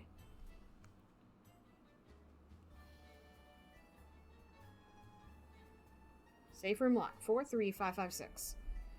I have no problem taking pictures of this game because, like, in real life, I'd have a notebook and I'd be writing this stuff down. I wonder why all of the decorative stuff, I guess to make the actual dot. Alright, so we'll keep that.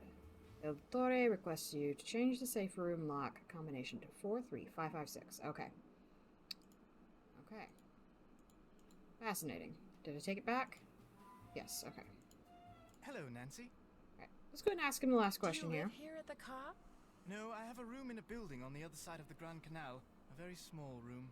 But I spend so much time here and so little time there, I suppose technically I do live here. I feel that. I've kept you long enough.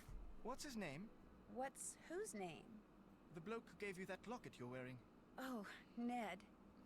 Goodbye, Nancy. Why do you want to know? You got the hots for me, don't you? Now, here's the question. Do we go upstairs and ask... I wonder if... 1, 2, 3, 4, 5, 6, 7, 8. I wonder if we go upstairs and ask Margarita, like, what her problem is. Hello again. Do you always wear that locket?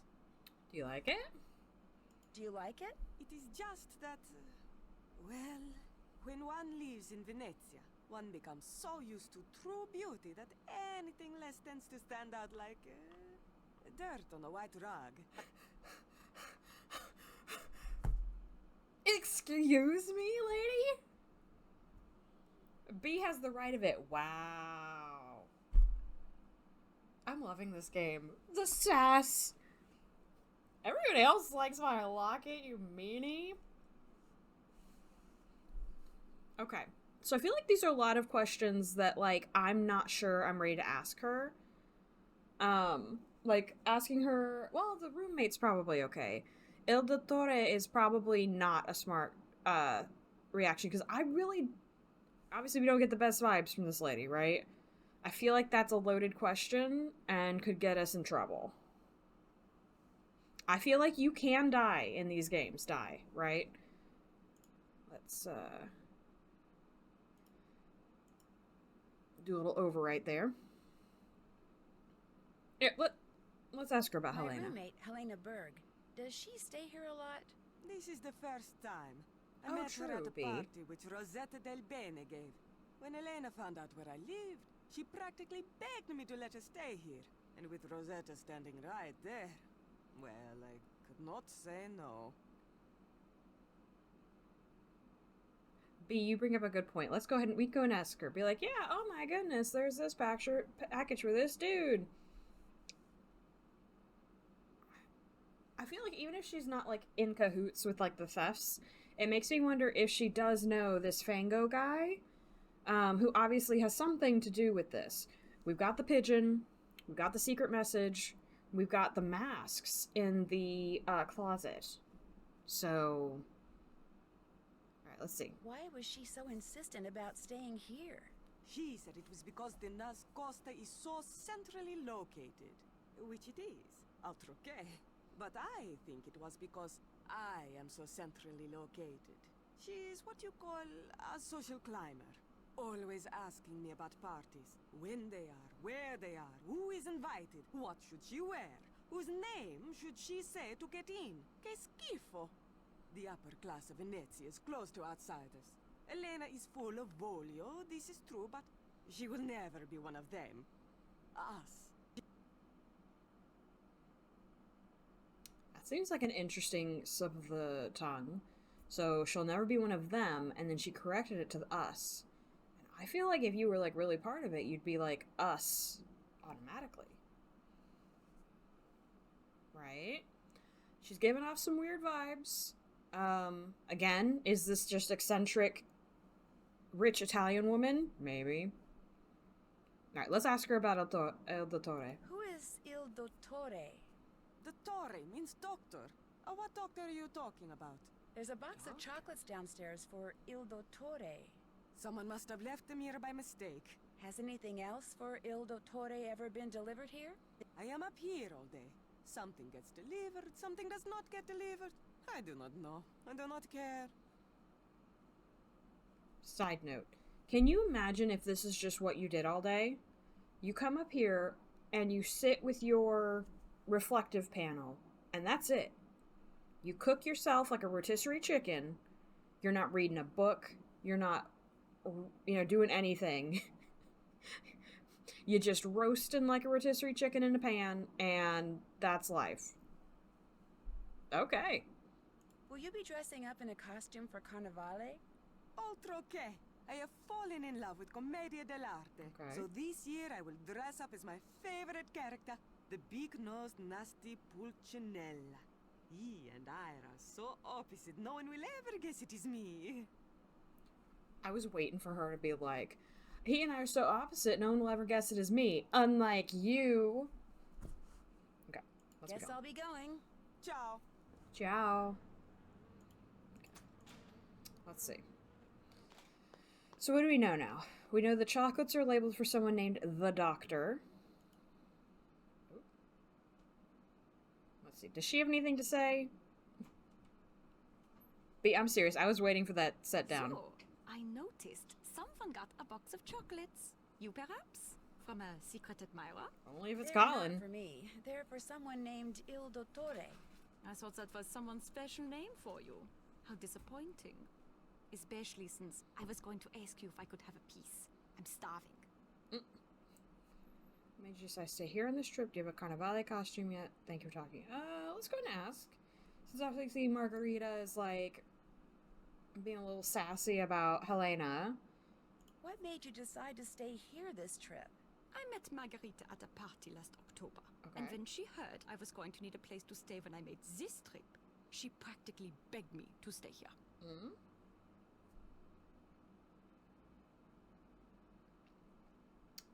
See, and then Margarita said that Helena begged.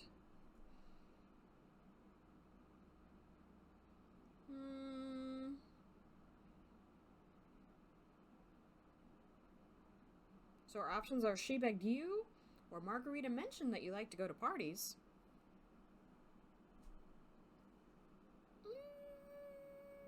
I think let's... Margarita Parties. mentioned that you like to go to parties. I'm sure she had a lot more to say about me than that. I think she's jealous of me. I'm young, I have a career, lots of friends, I can pay my own way. Margarita had to marry a man with money in order to make something of herself. Oh, damn. She got the MRS degree. Alright, let's ask her about Carnevale. I bet she likes it. Do you have a Carnevale costume yet? No, but I have been invited to several parties, so I'm definitely going to get one. I've got this strange urge to dress up as a cat. Strange urge, eh? Let's see. Let's look at the masks on this picture here. Excuse me, just... I gotta sneeze. No.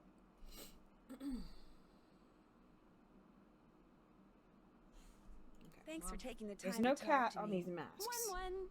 Oh. Okay. Let's see. Are you gonna be able to see that? So there in the center, one of the masks is the Il Dottore. You know. Let's go back into the room real quick. There was that book. Where is it? Did it mention the Il Dottore? Let's see.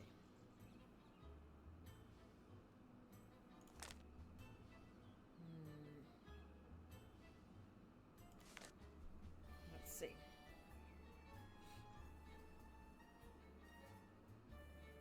So the Pulcinella is the one that Margarita wants to be. But the Il Dottore is one of these Commedia dell'arte masks. Okay. Alright. Let's see. Let's go back to our observations here for a second. Excuse me. Who is this El Dottore person?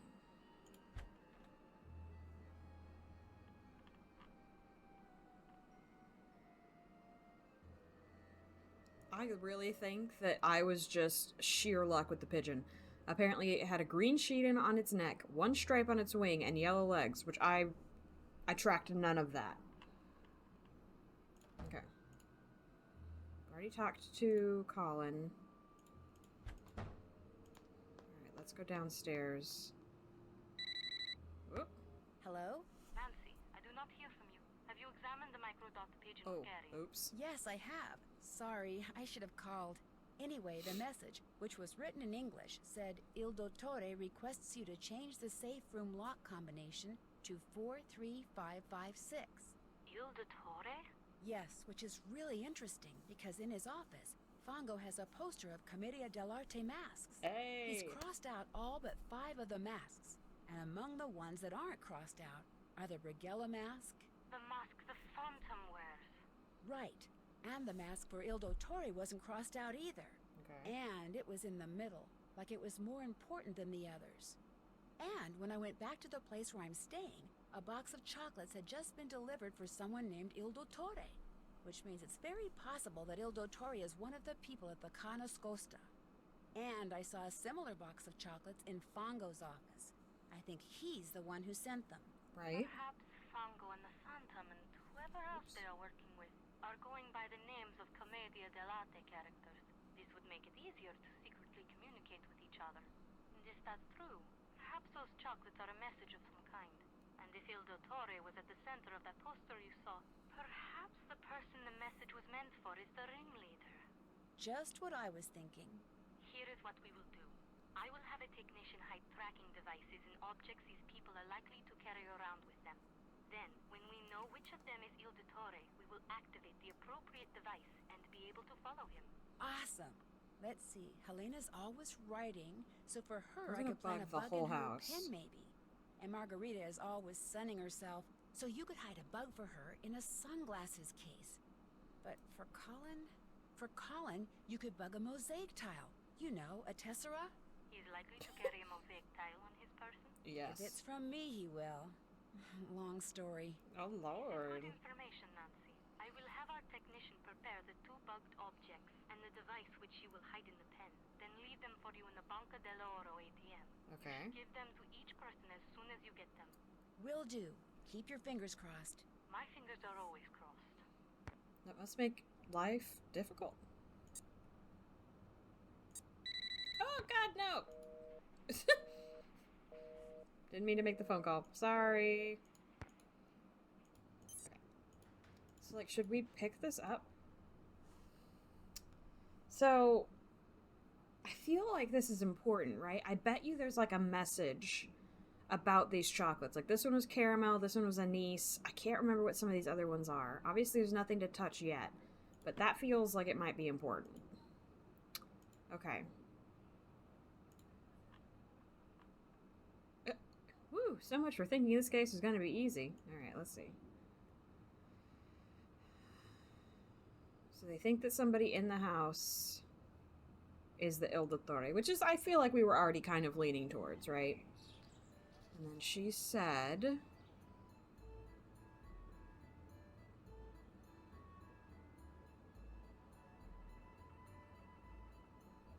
Where did she say that she was going to leave stuff for us? Dang it.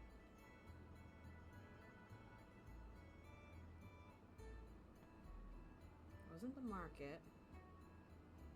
Was it the Formosa?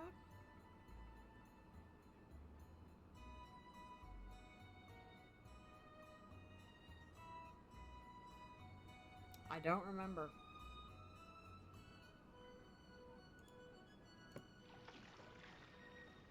Pretty sure it's not the market. So let's go here. Luigi takes this for free. No singing. I could sing for you.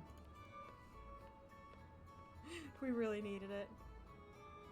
So, oh, it was at the bank. She said the bank. Okay. And the bank was here. Piazza San Marco. Alright, I already got my bird seed. I don't think I needed it, so I spent €5 on that. I need... Interesting, I don't know if you guys can hear it. There's somebody in the background, like, talking, and it sounds very similar to what goes on at the house. Pick up, please. Was glasses case, tile, and I guess for the pen, huh? Okay.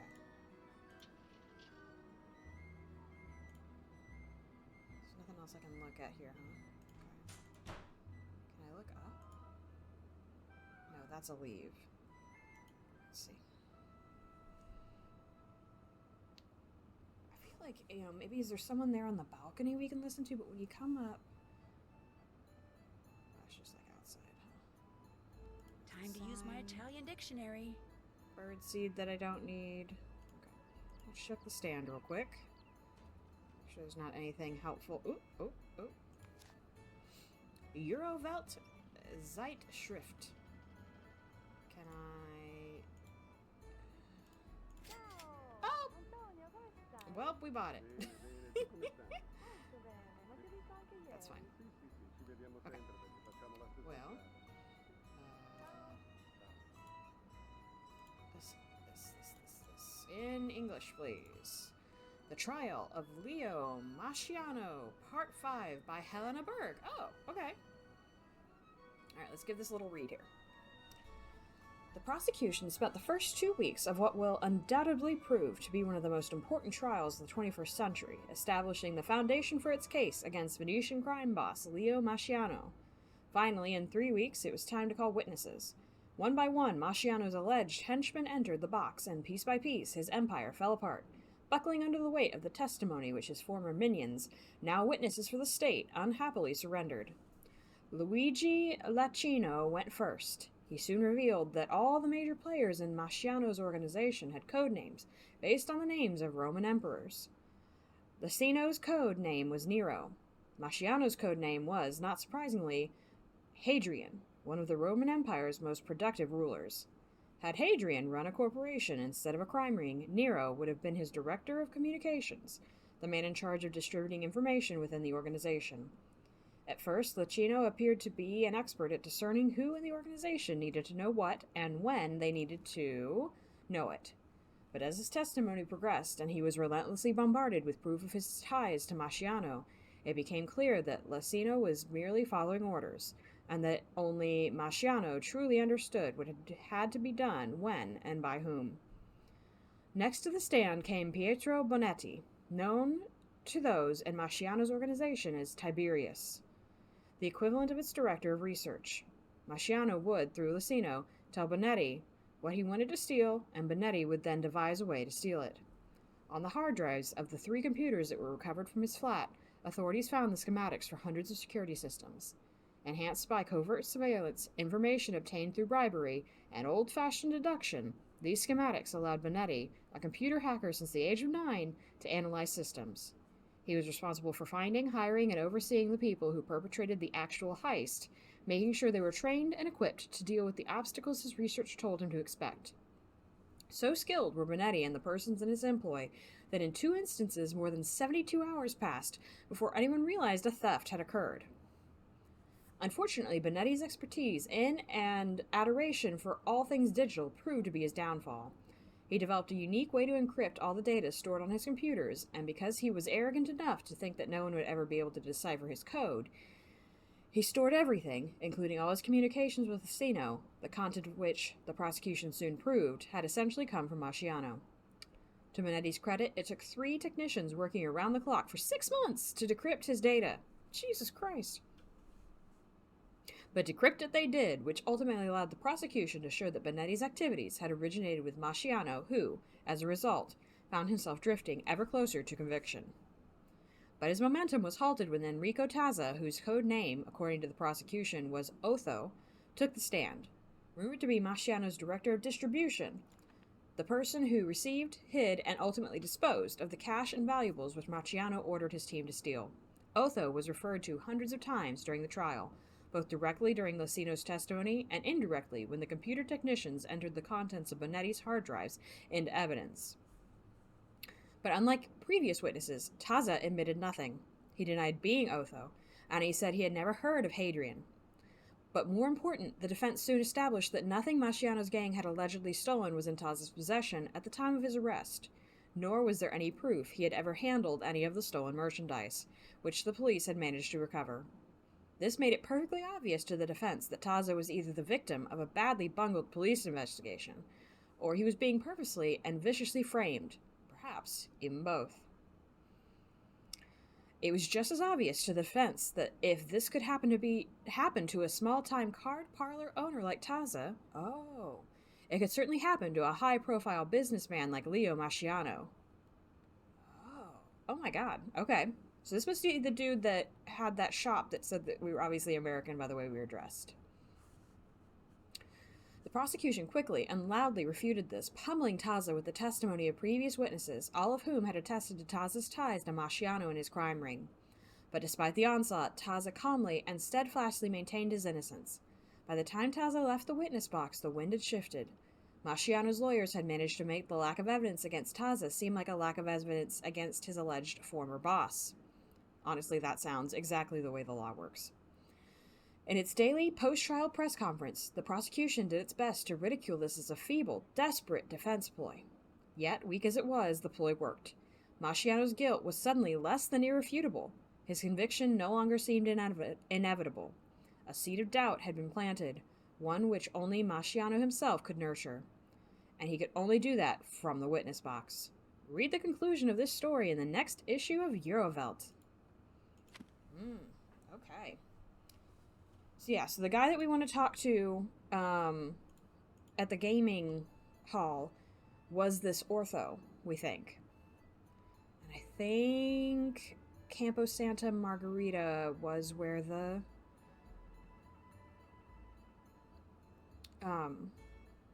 game place was. Let's see. What's going to be the fastest way to get there? Honestly, this is like real life. You're having to figure out which route to take. Walking. Okay, let's see if I'm right. This is making my brain work. Haha! Okay. Of course, they've already seen me at this point. Hi, we got Pretty. Go away. Aww. Not pretty enough.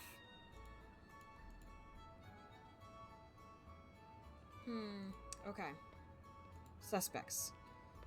Hello? I guess it's the map sound. Okay. Alright, suspects. Could Colin be El Dottore? He's passionate about art, that's for sure, and he's definitely got some antisocial tendencies. But his lack of people skills make me doubt anyone would take orders from him. True. Maybe Colin does something else for the gang. Figures out what they steal, maybe? Could Helena be El Dottore? She definitely knows her way around Venice, and with all her connections, she'd certainly know where all the stuff worth stealing is. But she's also extremely bright, and smart people know that crime doesn't pay. Or do they? And then our favorite suspect, could Margherita be El Dottore?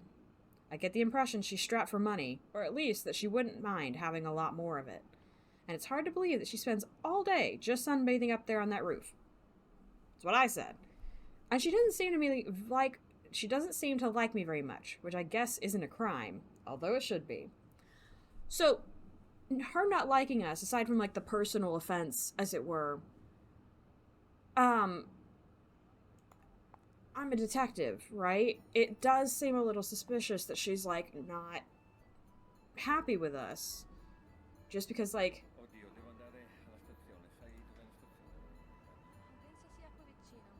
they're definitely talking up there. Chocolates are still there. All seem to be the same still. Okay. Alright, so we gotta figure out how to deposit these things without them knowing.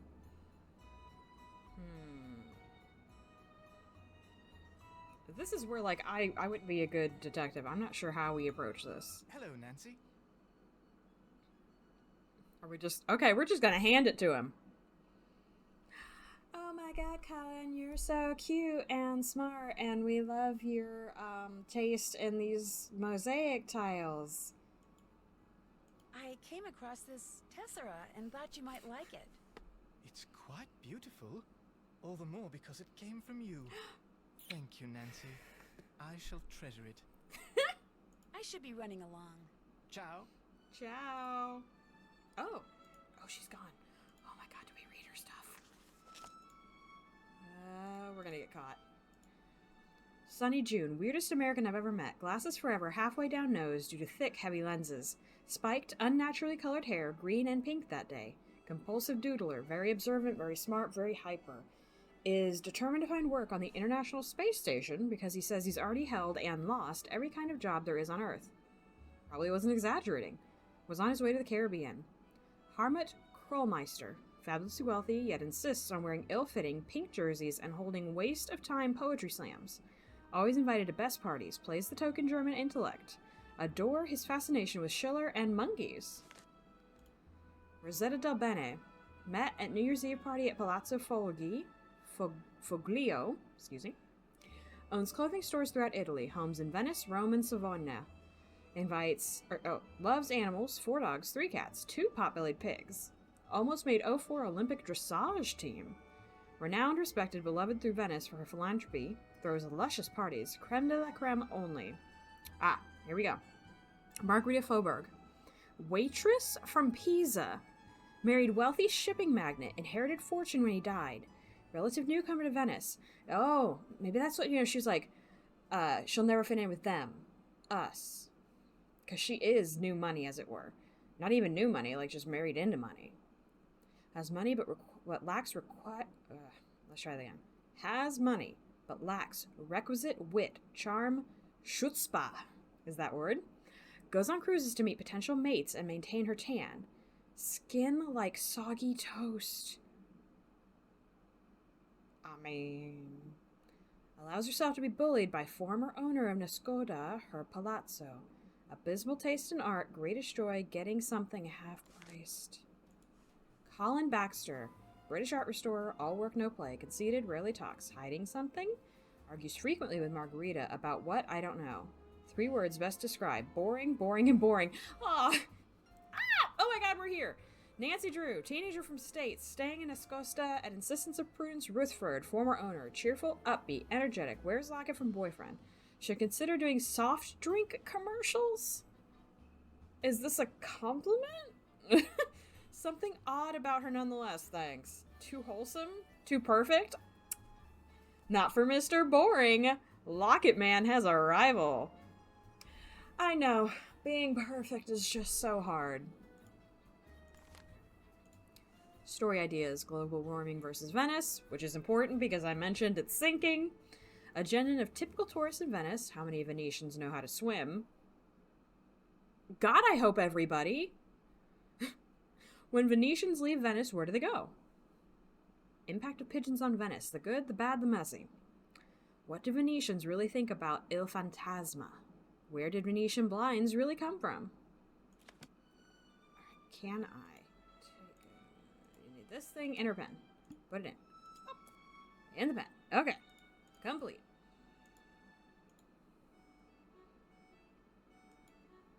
I thought the doorknob was missing for a second. Go this way. She's always up here. I don't know how we're gonna...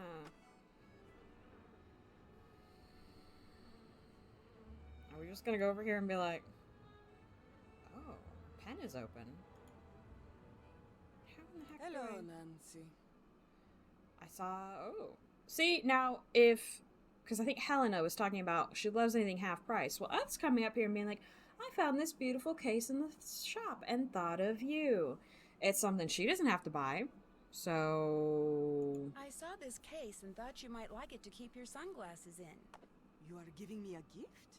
You do not have to do this, Nancy, but I like gifts. And this one, it is very nice. Grazie. I'll talk to you later. Bella roba.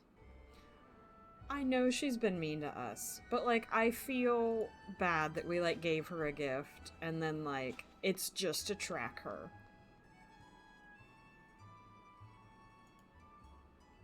she's still gone? That's pretty. I feel like we should be able to look at that.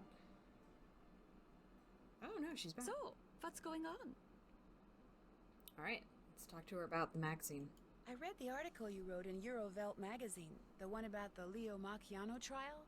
That was one of 6 articles I wrote about the trial. I could have written 6 more, it was so fascinating. Do you specialize in crime stories? Not really. Also, I do seem to gravitate towards them. And the Macchiano trial was like this gigantic black hole. It just sucked me in. You see, the crime ring Macchiano ran, the more testimony I heard regarding its inner workings, the more impressed with it I became. Every heist was so well planned, and the role of everyone in his organization was so well delineated that Macchiano was the only one who knew who everyone was and what everyone did. I know people get obsessed with like crime and serial killers, but how impressed she is with this crime gang does seem a little suspicious as far as the whole El Dottore thing. Let's see. How did the police finally catch him? Finally catch him? One of his underlings cheated one of his underlings, who decided to get even by going to the police. Oh my god. Still, it took them 2 years to collect enough evidence to bring Macchiano to trial. And even though he was sent to prison, his conviction is being appealed and could eventually be overturned. In the meantime, it looks like the void he left behind is being filled by this phantom thief guy. Indeed. Macchiano always eliminated his competition, one way or the other. So this phantom, he is... How do you Americans put it? He's making hay while the sun shines. Ganz genau. I've never in my life heard that phrase. See, this is the question I was going to have. Is it possible that the Phantom is or used to be part of Macchiano's crime ring? Is it possible that the Phantom is or used to be part of Macchiano's crime ring? No. The Phantom is obviously an expert at what he does. He would have been very high up in the organization, in which case he would have been arrested along with everyone else. And that means he wouldn't be stealing art. He'd be stealing food from the prison kitchen. Okay. Alright, let's see what info she has about Taza, because Taza's the one we need to get into his, club. And honestly, there's that costume shop, right? I feel like we probably have to buy something from there. So let's see if she's got any info about Taza that could lead us in the right direction of what clothes to wear. Because I feel like the appearance is what's going to help. Because at the end of the day, right, there's no way that we've completely messed up. Just remind me, let me go ahead and overwrite this. Knocking on that door at first, if that kept us from ever getting into this club, that just seems a little silly. What can you tell me about Enrico Tazza? Well, he was rumored to have been in charge of safeguarding the goods Leo Macchiano's gang stole. Now that Macchiano's in jail, he's back to just being the owner of a local card parlor. Why do you ask? I saw his name somewhere. All I remember is he sounded a little shady. As they say, old habits die hard. Tazza could still be doing something illegal, but if he is, it would be small potatoes compared to what he was doing for Macchiano. A completely side note, not anything to do with the actual story. Her face seems to be the most actually animated of all the people we talked to. Like, her eyebrow raises, she looks confused, and, has, like, real reactions to what we say. Does Leo Macchiano have a family? He has a wife and 3 kids. Not that that makes him any less of a criminal. My goodness. Does he have any brothers? How old are the kids?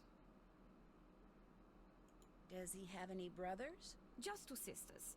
One lives in France, the other in Austria. If you're thinking that perhaps one of them is upholding the family tradition in the persona of Il Fantasma, that's extremely unlikely. I'll come back later, okay? Have fun!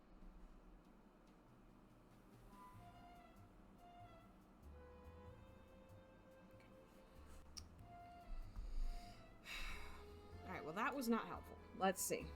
Observations. Ooh.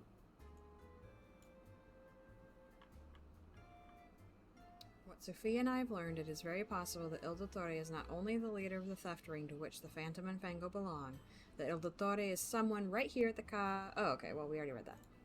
How about we leave to the courtyard, maybe? And call the lady on the PDA, maybe? Okay. How about the messages? Nothing? Track. Alright, so we've dropped everything off with the people.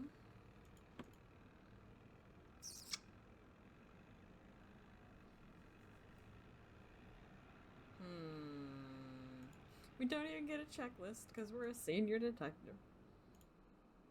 Go ahead and give it a little.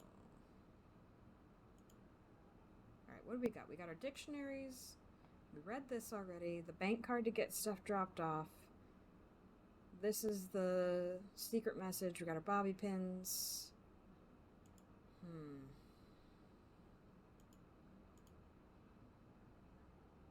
Let's see. Is there anywhere we haven't really... We looked at that. How do we come here? This is where the club is. Is this where the dancers wanted place is? It's the only place we haven't gone into. If you're here for the dance audition, take a look at the dance instruction book. When you think you're ready, put the cat suit on and get on stage. If you're good enough, you can keep the suit and come by anytime you want and dance some tips. Oh, and if you're not here for the audition, beat it. We're a teenager, but I am too curious not to do this because we might need money for those costumes I was telling you about, dance instructions.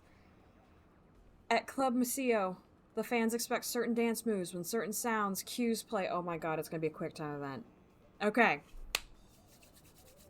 For your audition, please make sure you understand which cue goes with which dance move. If you're ever dancing to a cue and a new one plays, even though the first one is also playing, switch to the dance for the newest cue. Here's a list of cues and their associated dance move. Tech will try and provide a colored light cue to help you out on stage. We'll try. Good luck. If you're given the part, you can keep the dance costume free of charge. Of a monkey.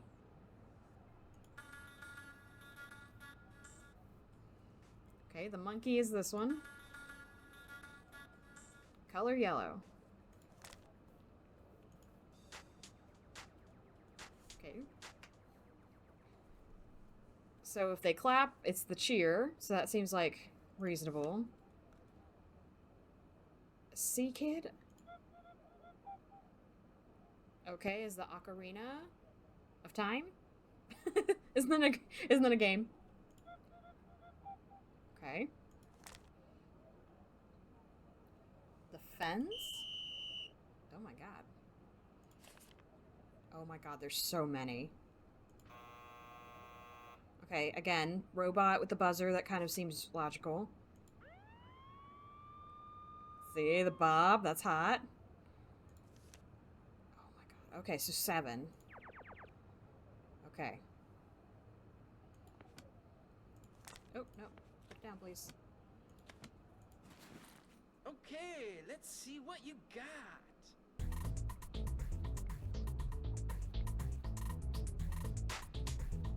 Nice.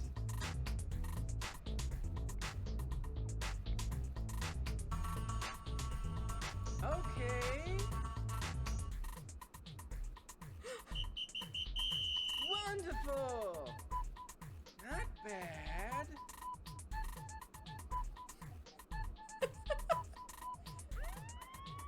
Oh, you need to tighten it up.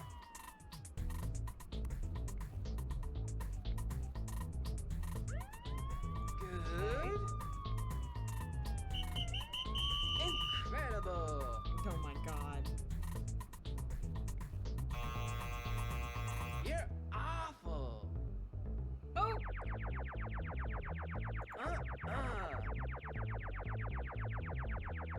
I don't think so.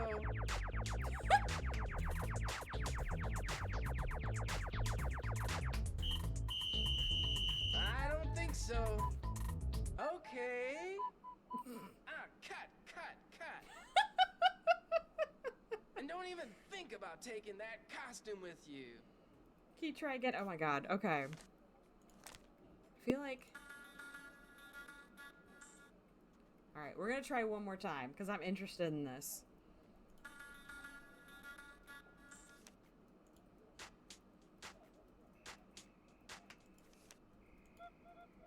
Alright, we got that one.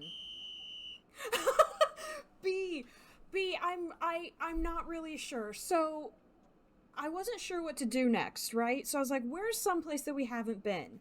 And there was this dance hall with the Dancers Wanted sign. And I'm like, we're a teenager. I don't know why a dance in a GIMP costume, is part of this game. But we can make money if we do it right. And when you hear the music cues, you gotta do the right dance. But, I'm bad at it. So, we're gonna try one more time to try to earn some money, because we can also take the catsuit with us. And I feel like this catsuit is probably important, because you remember Helena talks about wanting to be a cat for Carnivale.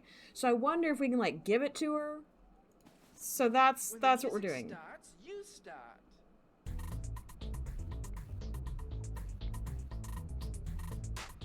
Wonderful!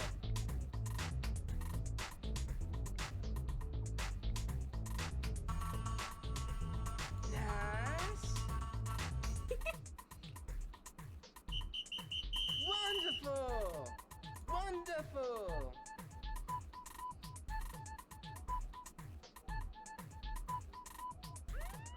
Bravissima!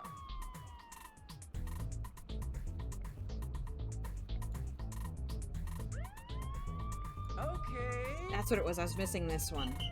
Bravissima! Incredible! Okay.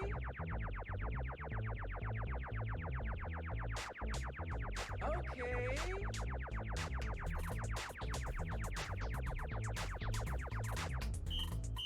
Wonderful! Wonderful!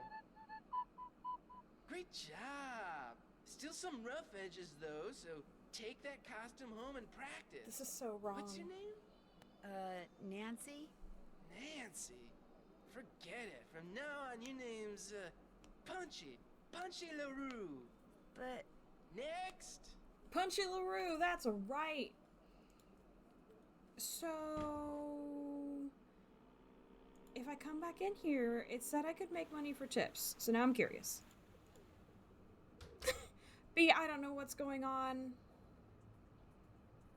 Is there a catsuit in my inventory?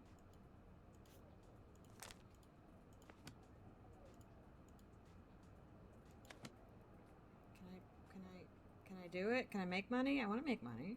I can't dance without my costume. Am I supposed... I think I'm supposed to go home and put this on. We're gonna go home and put this on. Oh, man. This has gone off the rails. But as far as I... Oh, jeez. Ah!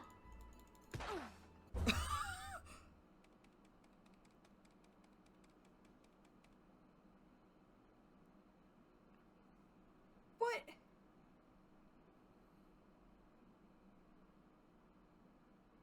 You have made a fatal error. Try again. I told y'all we could die in this game. Yes. We're gonna run. We gotta run. We gotta not go. What? Okay. Good news. Margarita got twice the amount she paid for the urn from insurance. The bad news, her insurance rates have doubled because of the traumatic head wound that's taken you off the case. Ciao! You've made a fatal error. Try again. Yes? Why can't I move? I'm confused.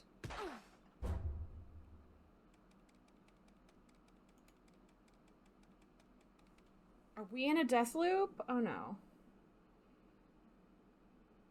Alright, let's try one more time.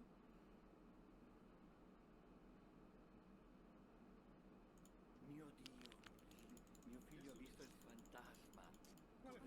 Sì, per le strade l'altra sera.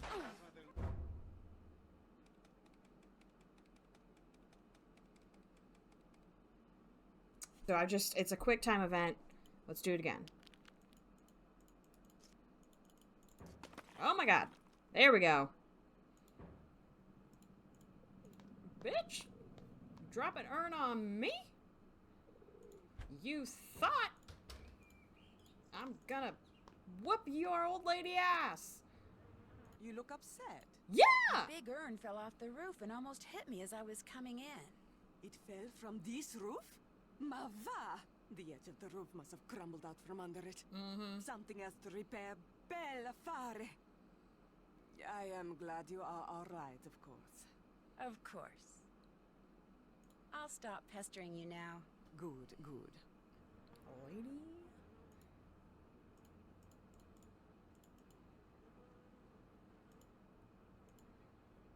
Anything to see, maybe? What did it say? Is this thing got a card? No, I don't want this. Click on the scope a card and go about your regular tasks. Have a... This one?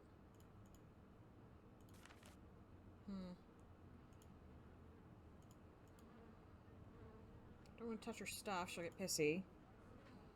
And that was just the walkthrough, so I don't know... Oh. Nothing seems to be here to click on. Just doing a quick little scan. Okay.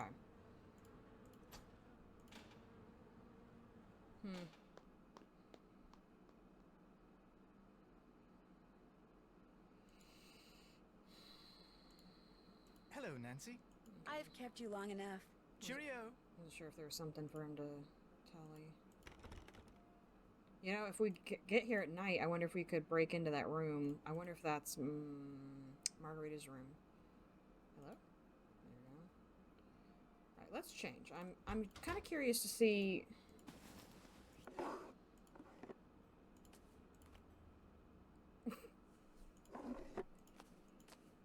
I feel...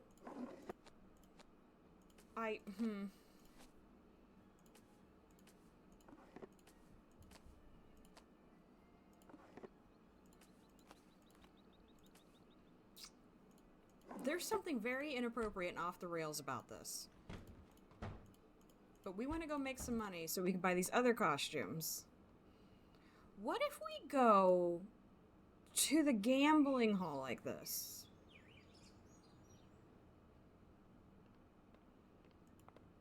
Let's go make some money. And then let's go to the hall. Because as far as I can tell, we're just waiting for the other people to... Right, we're just gonna walk around Venice in a catsuit.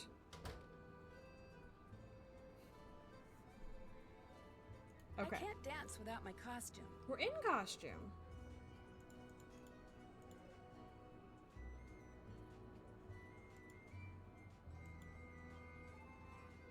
Aren't we in costume?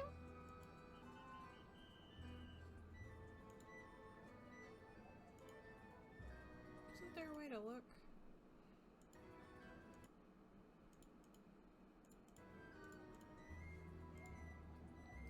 We're in our costume.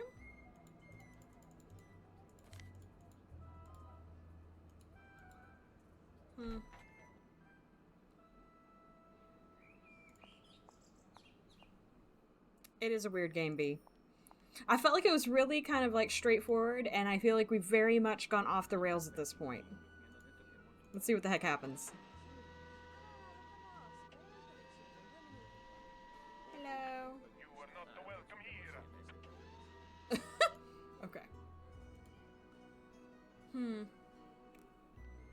Okay. Well, I feel like this is a good place to stop. Because I feel like we've gotten very much into some strange territory. And I have to admit, I'm a little bit tired and not sure that anything is making sense to me right now. Oops.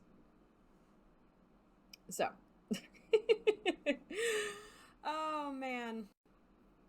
Yeah, I think that's it for today. That was a good place to stop there. Very strange little game. But, I had a good time. Oh, I hope you guys had a good time as well. I feel like we're getting close, though, because, you know, people are trying to kill us. It's always a good sign in a mystery, right? It means we've come across something that the thieves are worried we're going to realize, right? So I think that was good. I think we made a lot of progress here.